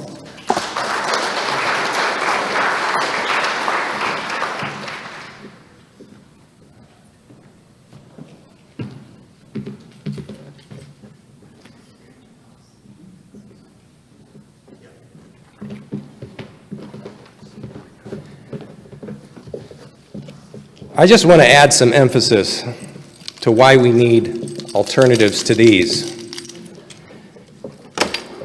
We have, in our car-centric transportation system, is creating a lot of problems for the country, and I want to kind of touch on what some of those things are. If we're going to fix this, we need to challenge the prevailing paradigm about transportation that all you need is 4 wheels and a tank of gas. The place I want to start, Grace actually touched on, in this idea of freedom. Next slide. And I want to take a look at this picture and just ask yourself, who has more transportation freedom? The picture on the right is somewhere in the United States, the picture on the left somewhere in the Netherlands. That red circle is around a guy in the middle of that 5-lane stroad trying to cross. Now, when I look at this thing, what jumps to my mind is we are the richest country in the world, and is this the best we can do for our people? Next, we are in a full-blown mobility crisis. These are some of the headlines that have been cropping up in recent years. There's no good way to travel anywhere in America. Travel in America is a crapshoot, and it won't get better anytime soon. You have a construction project that causes gridlock, absolute gridlock. Next slide. Let's take a look at what being dependent on the automobile is doing to us. And this is something I think not a lot of people think about, and that is the cost of car ownership is pushing American households to the financial brink. Car debt is piling up. It's the worst it's been in 17 years. Well, the delinquency rate's the worst it's been in 17 years. But it's very expensive to own and operate an automobile. Next slide. The average new car payment is over $700 a month. The used car average payment is over $500. It's about $600 a month to lease. The chief economist of Cox Automotive has come out and said that 50% of Americans are being priced out of the new and used car market. And what he means by that is not that they're not buying cars. It's that they are having to depend on financially disadvantageous financing mechanisms to own one of which is the 7-year loan. And at some point in a 7-year car loan, you're going to owe more on that thing than it's worth. So God forbid you get in an accident and have to replace it. Auto debt in the United States is $1.5 trillion. It increased almost 30% since 2020. And about this time last year, it surpassed the amount of student loan debt in the United States. Next slide. And on top of that, you got about 30% of Americans who don't even have a driver's license, whether it's age, whether it's a physical limitation, a medical, whatever. Where is their mobility? Next slide. And on the aviation side, Erie knows this very well. Over 100 small cities in the United States have seen either severe reductions or complete loss in air service since 1980. I mean, in Erie, you used to be able to fly to Washington, D.C., Toronto, Detroit, Chicago, and a few other places, and you got, what, 2 flights to Charlotte now, and you might get a third? This is really harming small cities the most. Next slide. And this was interesting. This is the U.S. Travel Association did a study last year, and they found that the hassles of flying, and it's not just security, it's the fact that all the delays, and the fact that the flying experience really isn't much better than a Greyhound bus anymore unless you can afford premium economy or business class if your airline even offers it. But these hassles of flying is causing Americans to defer some of their trips, just not take them. And that is costing the United States $71 billion in lost travel spending. I would like to see a study that looks at trips people don't take because they don't want to make the drive, because it's a hassle to drive anymore. The highways are crowded, people are more aggressive, more distracted, they speed a lot more than they used to. And I can speak just personally, there's a lot of places my wife and I would like to go for a weekend getaway, and we don't because we just don't want to make the drive. There's no other way to get there. Next slide. On the train side, I think we're all pretty much familiar with this. We've lost mobility there. These are the routes we had in 1962. Next slide. This is what we have today. Next slide. It's not any better for buses, intercity buses. We lost 1/3 of our intercity bus routes between 1960 and 1980, and we lost half of what's left since 1980, and it's still shrinking. Next slide.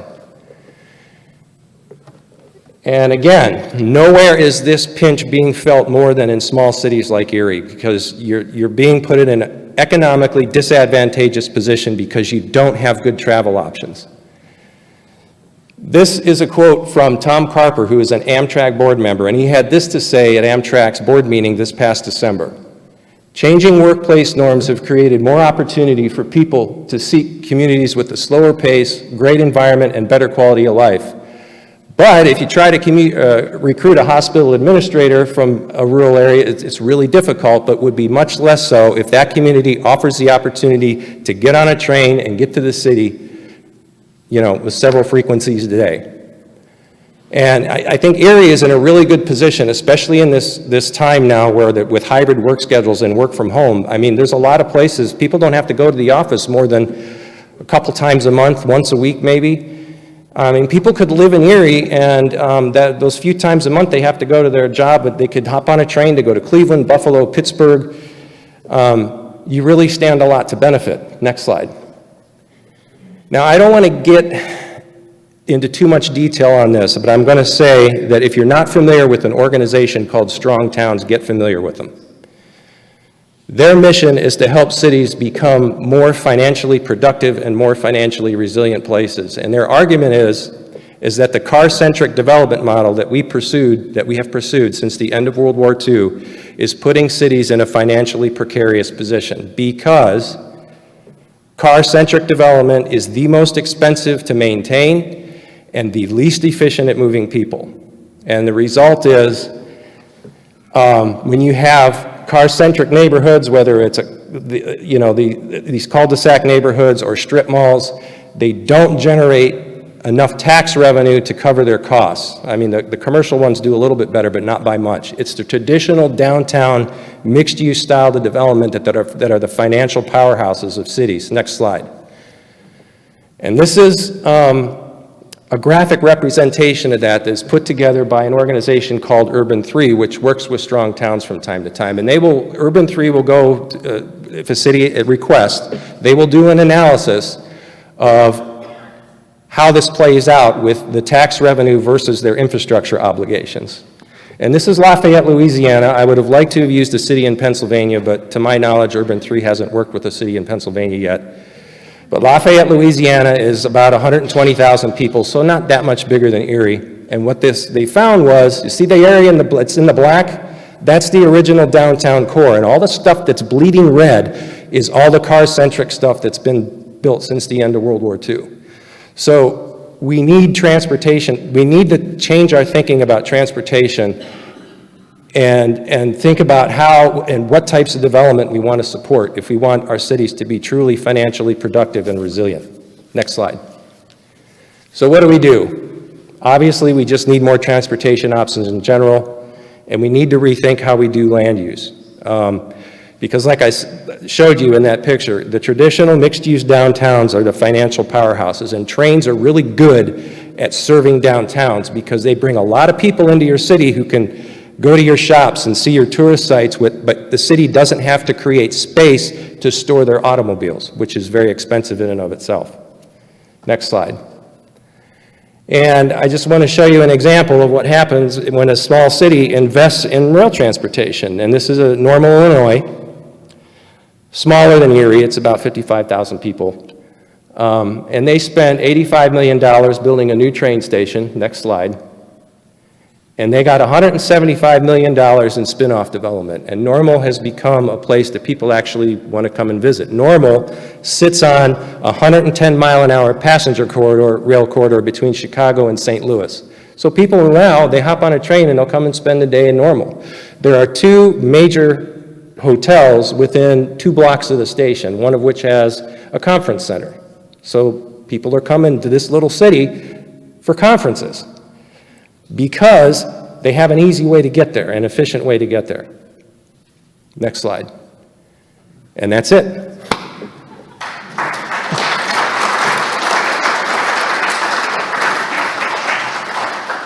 Any questions for Ed before we move on to Bill?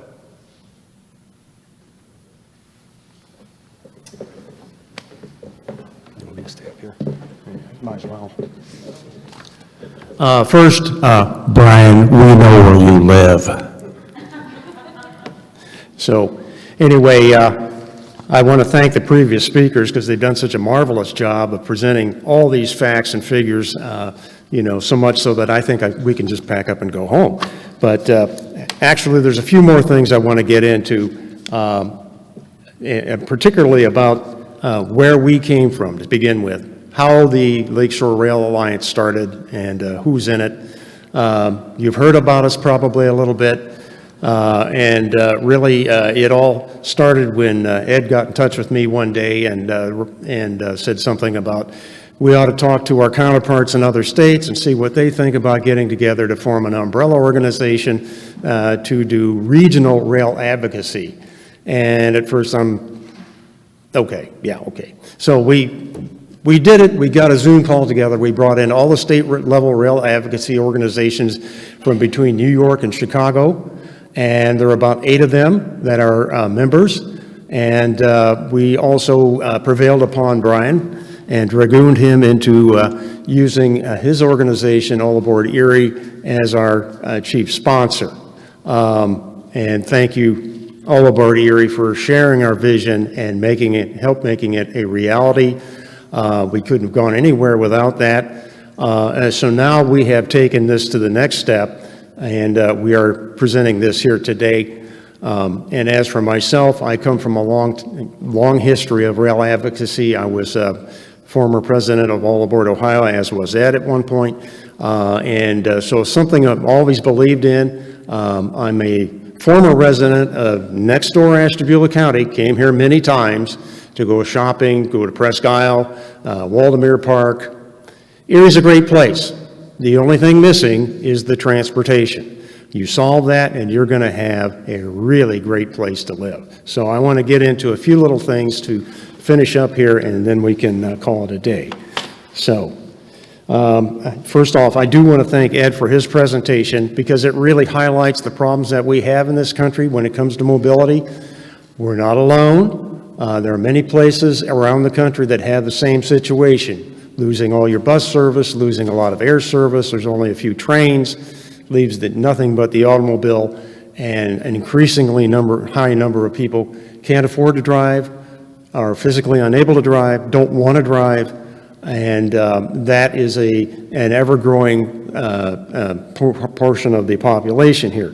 So question that for us is, how do we address these things in a way that's going to benefit the community? And I think the first part is to sit down and have a discussion about what it is we want and where we want to go and how we want to get there. So, you know, speaking for myself, again, as an advocate, I always thought there should be more passenger train service from along the Lakeshore Corridor. I don't know how many of you know the history. This train was started in late 1975. At the time, Congress designated a new passenger train route every year, and a fellow named Al Mladenio was leading a grassroots campaign in Cleveland. This is around 1974, so I'm dating myself, thank you. Also, a senator by the name of Robert Taft got on board, and they got the thing through Congress. The train was inaugurated in November of 1975 and was an immediate success. I think it was like the 3rd most heavily used train in the country. And so much so that the then president of Amtrak, a guy named Paul Reistrup, wanted to add a second train. And so they made a budget request.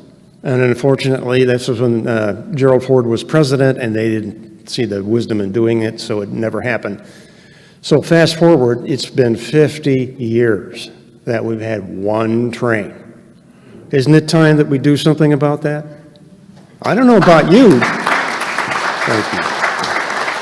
But you know, it kind of, I'm deviating from my script. I had all kinds of nice stuff, and we'll get into this in a minute. But here we are. This is the main trunk route from the East Coast to Chicago. It spans these 2 great mega regions, dynamic places. Grace did a terrific presentation about the Great Lakes region. That old saw about the Rust Belt doesn't apply anymore. This is a dynamic region. The Achilles heel is, though, transportation. We've got a lot of homework to do there, and that's what this is all about. Next slide, please. And again, it's anchored by 2 world-class centers of commerce and culture, New York and Chicago. Many large cities in between. Many large cities and smaller cities that don't have good transportation. And again, as you pointed out, low cost of living. You see a lot of New York license plates in Ohio. Mine was one of them. I was living in Albany and moved back. The Great Lakes, no place else has this water resource, no place. It's our ace in the hole. Next slide, please. So, again, we have a serious problem with mobility. And I think that Ed and others have gone through this pretty much. I don't think, it's not news. And it's obvious that our needs are not being met. You've got substantial portions of the population who have serious issues just to get to work or go shopping, let alone go to another city. So the question is, how do we address that? And, you know, I think that, speaking for myself, I see regional rail entities as a possible solution. Marcy Kaptur, Congresswoman Kaptur from Toledo, was instrumental in getting the Great Lakes Authority created. It'll be interesting to see what they do, because I really think that we need to think regionally, not just at a state level, and because states, they can do certain things, and they can do certain things well, but they cannot go across state borders. They each have different agendas. Even some areas in their own states tend to get left out. And so we have those kind of issues to look forward. Most corridors are intercity or interstate. They cross state boundaries. So I think we need to look at things on a regional basis. We need an entity out there that can move the football and not get bogged down in this state doing this or not doing, you know, that kind of thing. And then also, you know, the other thing is that thanks to the legislation that was passed a couple of years ago, we have real money on the table for the first time ever, really. You had $9 billion when Obama was president, but this far transcends that. So, you know, we have an opportunity. The money's in the pipeline. We can get that money. And finally, down here, when you think about the kind of reception that we've gotten here in Erie, I think people are well aware that there is a problem here and that we need some serious thought about how to address it. And that's why you see more public awareness. That's why the media was all over this. Brian was interviewed, what, 4 times? And then there have been other interviews. So this is very important. People sense that, and they're going to be interested in it. Next slide, please. Yes, and you know, what we really need, I think, is not just trains. We need an all-encompassing approach with all modes that ties them all together in a seamless whole so it's easier to get around. So modern trains, the latest technology, you know, equal to anything anywhere else in the world. If we're the wealthiest country in the world, we should have the best. We shouldn't settle for less. Okay, and convenient trains that go when you want to go. You don't have to wait until 2:30 in the morning. You can go anytime you want. You know there's going to be a train within a half an hour or an hour or whatever. Comfortable with the amenities that you want. You can work, you can sleep, you can read, you can get on the web, you can do all kinds of things. You can get business done or just watch the scenery. It's a multi-purpose transportation vehicle. Frequent trains when you want them again. Trains every hour, trains every half hour. If you look at the frequency in the Northeast, that's what we should have here. Okay, that's what we should have here. Don't think that we can't support that. We most certainly can. We have the population, we have the industrial base, we have everything you need to support something like that. And reasonably fast trains. Now, I'll say here that because primarily the auto is the real competitor, if we can beat the auto travel time, I think we'll have come a long way. And you can evolve to higher speeds yet as time goes by. It's much easier to do that way. And at the end of it, you can get there from here. You know, right now, you know, I've heard any number of stories. My son, he lives in Kingsville, which is about 20 miles, 30 miles west of here. And he does business in various towns. He's a lot like Derek there. And so he wanted to go to Cincinnati. He didn't want to drive. Well, he drove to Erie, flew from there to Charlotte, and then flew to Cincinnati. It took as long to fly as it did to drive. I said, why'd you do that? He says, I'm tired of driving. You know, I'll do anything to not have to drive. I ran into a guy some years ago who was from Tiffin, Ohio, which is in the north central part of the state. His job is in the far reaches of suburban Chicago. So he drove to the airport in Detroit, flew to Chicago, and rented yet another car to drive to his job. That's how he gets around. After the Lakeshore started running, when it started to operate back in the 1970s, we all of a sudden found that people were getting on the Lakeshore in the wee hours of the morning and riding to Cleveland to get in a cab to go to the airport and fly out from there. Folks, it shouldn't be that hard. Why is it so dang hard to get around in this country? That's a question. We say we're the best. No, we're not. We've got a long way to go. And we need to get busy and get it done. So, next slide. And this is something that we in the Lakeshore Rail Alliance have focused on. And, you know, we need a full portfolio of rail service. We need more than just corridor services. We need more than just long distance. We need regional trains. And one thing that we think is key is that to the greatest degree possible, we should focus on one-seat rides, because every time you transfer, you lose riders. It could be as much as 50%. So if you have, what you have in the Lakeshore Corridor is actually 3 corridors end-to-end: New York, Buffalo, Buffalo to Cleveland, Cleveland to Chicago, for example. If you have to transfer twice en route, you lose many, many riders, and it becomes unreliable and uncompetitive. So, yet at the same time, you're going to have, if you're going to want the frequencies, you're going to have the shorter distance corridor trains. But what we're saying here is that there is a need to have more longer distance services. You should have the ability to, like, say, go from New York overnight to places like Cleveland, Detroit, Cincinnati, Indianapolis, St. Louis, Buffalo. All those should have overnight trains. Look at what they're doing in Europe, where the overnight train was almost a dodo. And now it's really come along. What is it? OBB in Austria is doing a fleet of overnight trains, and they are really, really nice. Next slide. So moving forward, I think we've done the first thing. We all came together. All right, we took the first step. So the question is, what do we do from here? We have to decide what we want, and that means that there's going to have to be more meetings and see who's truly interested in getting involved and getting their hands dirty and doing the hard work it takes to do what needs to be done here. And obviously, we need to develop a plan of action. We need to know who to talk to and how to get where we want to go. So I'm kind of speeding through this because a lot of this is just logical sense. We think that the incremental approach is probably the best way to go. We need to build on what exists now. And so the Amtrak budget proposal that Derek was talking about, I think is really key to this. It prepares us for bigger things, for more things later down the line. I'll say right here, everybody in this room and elsewhere should get behind this and start talking to your legislators about this. Get that budget approved. And I'll stand right here and applaud Amtrak. This is visionary stuff. This is what we need, and this is what we can advocate for. So, and then finally, when we get far enough along, we apply for the funding and see how it works out. And critically, we need to get that corridor ID done, and we need state support for that. That's a major thing. Next slide. Okay, this is, when I'm talking about incremental, it means just what it says. You need to walk before you can run, do things in bite-sized chunks that you can do, that you can afford, and are easily achievable.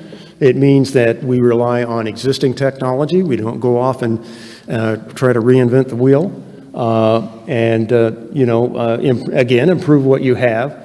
And just start off with a small logical step. Maybe a second Lakeshore Limited, maybe a train that connects with the New York to Buffalo and Niagara Falls Maple Leaf at Buffalo and goes to Cleveland, Toledo, and Detroit, or maybe the train that was proposed in the Connect Us plan that would run from New York to Buffalo and Cleveland. Those kind of things can be done much more easily than starting off with like a big grandiose plan with a dozen trains a day and 110-mile-an-hour service. That takes time, that takes money. We need answers and solutions now. Next step, next slide. And immediate goals are pretty simple. We want daytime service to all points on the Lakeshore Corridor. We support Amtrak, we support passenger train service, we have people in Congress, and they should be seeing to it that we get the funding it takes to do this. The next thing is to increase the average speed and make it at least auto-competitive, and that means addressing bottlenecks, eliminating things like trains having to stop 2 or 3 times at a station to load and discharge passengers. you know, just a few more frequencies. I mean, just a couple of trains would work wonders for us here. So finally, down at the bottom, obviously, more of the same. And the long-term goal would be a system where you could literally go door to door at least an auto-competitive overall elapsed time and higher speed trains. Now you're talking 100, 120 miles an hour, whatever. Next slide, please. Well, and here we are. This is the map of the corridor ID approved applications, and we're that little spot in the middle, the missing link. And even though we have the Lakeshore, it really is the missing link. I was really disappointed that NOACA, for all their hard work, didn't get the grant for that and the other applications they made. We need to try to do that again. So that's a problem and something that we have to address. We have to get state support for this. Next slide, please. Okay, and here we are. This is the same thing. And Grace went into that in greater detail than I'm going to here because it's, you know, it's something that we were happy to really work with NOACA. I'm telling you, it was a thrill. And so we were very pleased with that. And the long-distance study that the FRA is doing now was done at the direction of Congress. Unfortunately for us, it only called for new routes. And I think Congress really missed an opportunity there, and we need to talk to them about that. We should be looking at long-distance existing routes. You know, and obviously you could make the case for a half a dozen trains on that route, not just one. So, and again, it's the problem with us right here is that we have, you know, Chautauqua and Erie and Ashtabula counties, who I call the three lost sisters because they're kind of in the lost corners of their states. The states don't really think too much of these areas as a priority. They tend to focus on, like in Ohio, the Cleveland, Columbus, Dayton 3CD corridor, and you know, for Pennsylvania, it's Philadelphia to Harrisburg and Pittsburgh, and so it's up to us to make noise and make these people pay attention and get them to focus on our needs up here. These are the kind of issues that we need to address, and so again, this is a regional approach, and the interesting thing about this corridor is that from a state perspective, it may not be important, but from a national perspective, because it links these two huge mega regions, it has an overarching national need, national significance. Next slide. And right now, what have we got with this corridor? Well, obviously, we have two freight corridors, CSX, which is the old former New York Central line, and then the Norfolk Southern, which was a one-time nickel plate, later Norfolk and Western. And Amtrak is currently operating on CSX, and it probably is the better engineered of the two. And but what we really need to do is have an alternatives analysis to determine long-term, you know, what route's best and why, and what we need to do. There are advantages and disadvantages to both. NS has less traffic on it, but you need to address several high bridges that are going to be very costly. The Cleveland Station location comes into play. If they're going to develop the lakefront location, then obviously CSX is probably going to be the front runner as far as that goes. The advantage to the CSX also is that it's a double track railroad now, but the right-of-way once was 4 tracks. So you have the physical ability to add trackage. So again, we do need to take a careful look at that if we're going to do what they did in Virginia by adding trains and buying right-of-way and so on. Next slide, please. Okay, so what's next? We need to talk to regional entities. The Great Lakes Authority is one, but there's been interest lately from the Appalachian Regional Commission, of which these 3 counties that I just mentioned are a part of. And they will pay a substantial amount for improvements in the area. And we've been talking to one of their representatives, so we'll have to see what comes out of that, but they could be a partner. So a lot of good things there. We need to work with members of Congress. We need a delegation who's going to work for us on this. You know, the reason why the NEC is so successful is because their congressional delegation goes to bat for it. We need to ask our people to do the same thing. And same for the governors and state legislators. They need to be made aware of what this is and what we want. And so we need to bring these people together. Next slide, please, and focus on where, what we do from here. So again, the time to act is now, and we want to come together again. I think we should have follow-ups to this. If everybody is okay with that, we will be in touch, and we should have a follow-up meeting, maybe a workshop session at some point, and answer these questions. And it's going to take a process of elimination to figure out what it is we want to do and how we want to get there. In the short term, though, I want to leave you with 5 thoughts. First off, we need to support Amtrak's budget request. That's a must-do if we want to do anything, because it's going to result in dollars here right in Erie. Secondly, we need to get that corridor ID designation, and we need to get state support for it. So that's number 3. We need to get the states involved, and particularly Pennsylvania. I think that's really where we need to go. Third, or fourth rather, we need, again, to get our congressional delegation working for us in unison on this issue. We've got some key players out there like Marcy Kaptur who have stepped up. We need more. We need more. We've got a lot of political clout on this route, dozens of legislators. Collectively, they could have a lot of power. So we need to harness that power and make it work for us. And finally, we need your support and commitment. We need your help. We need sponsorships. We need people who are going to be willing to roll up their sleeves and do the hard work it's going to take to make this happen. But I think we really need to do it as a service to ourselves, our grandchildren, children, communities, and everyone else in this whole region. It's going to affect everybody. Because the price of doing nothing is going to be high. Thank you.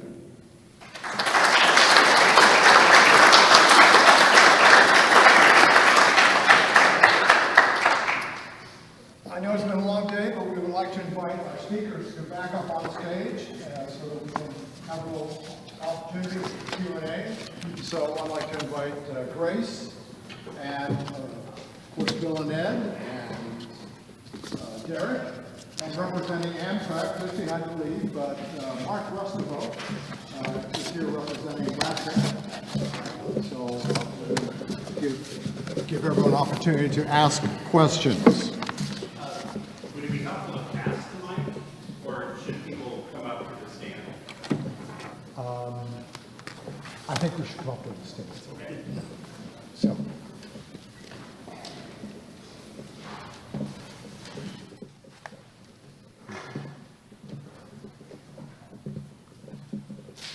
Somebody hand the mic to Ed to start with. If you have questions, please come up to the mic so we can all get it on camera as well. Hello, good afternoon. I just had a quick question. So my hometown of Olean, New York, it's about 2 counties west of here, or east of here, excuse me. And one of the main things that we have is a rail yard that's right behind the Home Depot. And it usually houses freight and stuff like that from the Western New York and Pennsylvania Railroad. And one thing that we've had recently, since I believe fall of last year, we have had 3 to 5 or 6 Acela sets, the new one, the Avalia Liberties. And they've just been sitting there in the freight yard, and I'm just curious what the status is on the Acelas. The Acelas right now, thank you for the question. They are going through some final testing with the FRA to be certified to operate. So we're in the final phases of that, and we hope to have them launched and in service early next year. Great. Cool. They look nice. I just want to see them under some power lines. Thank you for We your could question. use the expanded capacity, that's for sure. Those trains will handle more people.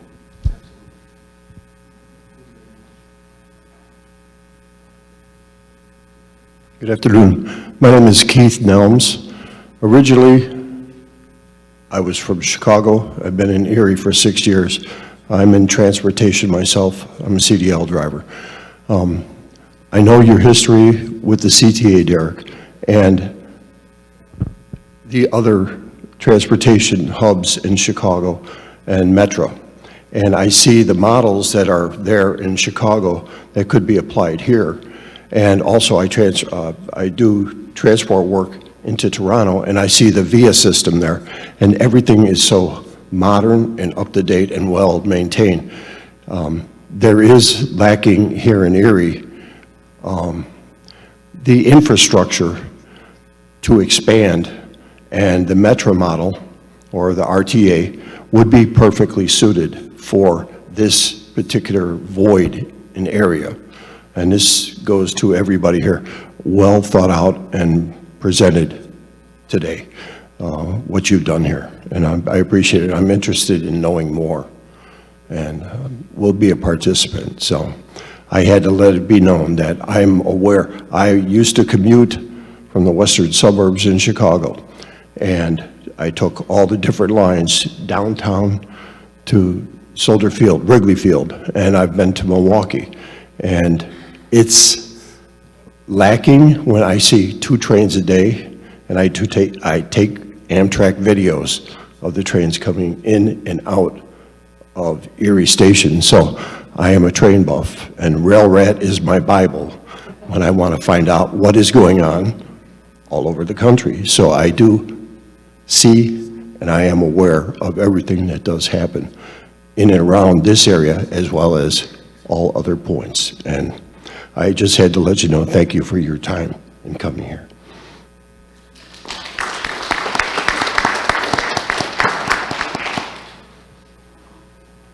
That's pretty high. Kevin Jones, I'm with ESPA. I have like a 2-pronged question, and it's directly related to the station improvements that Derek alluded to earlier. My understanding is that the Biden administration's FY25 budget is less than what Amtrak has requested, and that was a result of budget negotiations with Congress. So the first part is there any possibility, I mean, what are the probabilities that we'd be able to get the administration's budget request to match what Amtrak has asked for? And the second is, if that's not possible, can Amtrak reprogram funds within the budget that it gets to ensure that the Great Lakes Station project proceeds? I guess that's for me. Yeah. All right. It is customary that that the administration's budget request, no matter which administration, doesn't always match our request. If we remember from our constitutional class, taxing bills or budget bills originate out of the House. So by extension, it's the Congress that actually approves the expenditure of federal funds.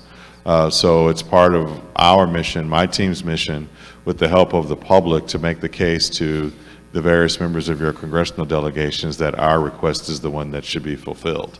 So we, again, as has been indicated, we could use your support in terms of making your request with your congressional delegation, and we'll continue to be having those discussions. We have folks that are on the Hill constantly meeting with members of the appropriations committees in both the House and the Senate, and Transportation and Infrastructure, the Railroad Subcommittee, to make the case on why our budget is the one that the Congress should go with. So it's not a given that just because the administration asks for less, that's where we'll end up. On your question about reprogramming, we're really serious when we say our base amount for operation is $2.6 billion. That's what it costs to just keep the system running. We've got a lot of capital programs that projects are moving forward, and so we need the dollars to keep those programs moving forward. If we get anything less than that, modernization initiatives like the one that we've talked about here, as well as initiatives across the country, won't advance. Those are sort of icing on the cake to get us to the future. The base level is what we need to keep us where we are today. So then the bottom line would be for us to get after our elected officials and say, support the Amtrak budget request. That would certainly be my message to you. Thank you. Thank you. Roy. And I actually have one-pagers on our budget request if anybody wants them, if they're going to be going to meet with their congressional delegation. I've got them in my bag. and so I can hand them out to folks if you're interested. I'd like to thank everybody for participating today, Roy Davis, and also with ESPA. I'd like to know, in the short term, what's it going to take to split the Lakeshore Limited? There is no short term on this one. We are dying for equipment. We are basically running every piece of equipment that we have. We are struggling and working to get stored cars that have been sidelined or damaged out of our heavy maintenance facilities to make the trains longer. We don't have enough equipment to add a new long-distance train. So splitting the Lakeshore Limited into a Boston section and a New York section will require at least 3 new sets of equipment. That's new locomotives, new food service cars, new coaches, and new sleepers, and we just don't have it.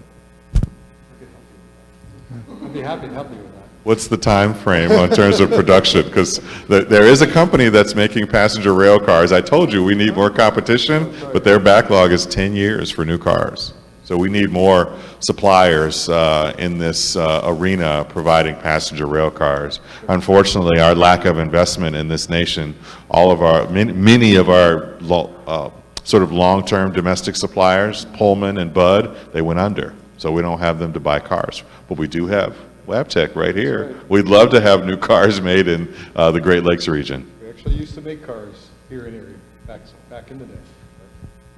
You should have the mic. Well, I don't know. We have chip subsidies in this country. Can we have rail car subsidies? That's a great idea. Applause-worthy. Any other questions? Peter, do you have anything you'd like to ask? Always. Well, ladies and gentlemen, that concludes our summit. We hope this will be the first of more summits. But thank you so much for participating. Thank you so much for your feedback. We want to hear more from you, and we will be in touch as well. This is just the first step of transforming this transportation desert into a transportation oasis. Thank you again.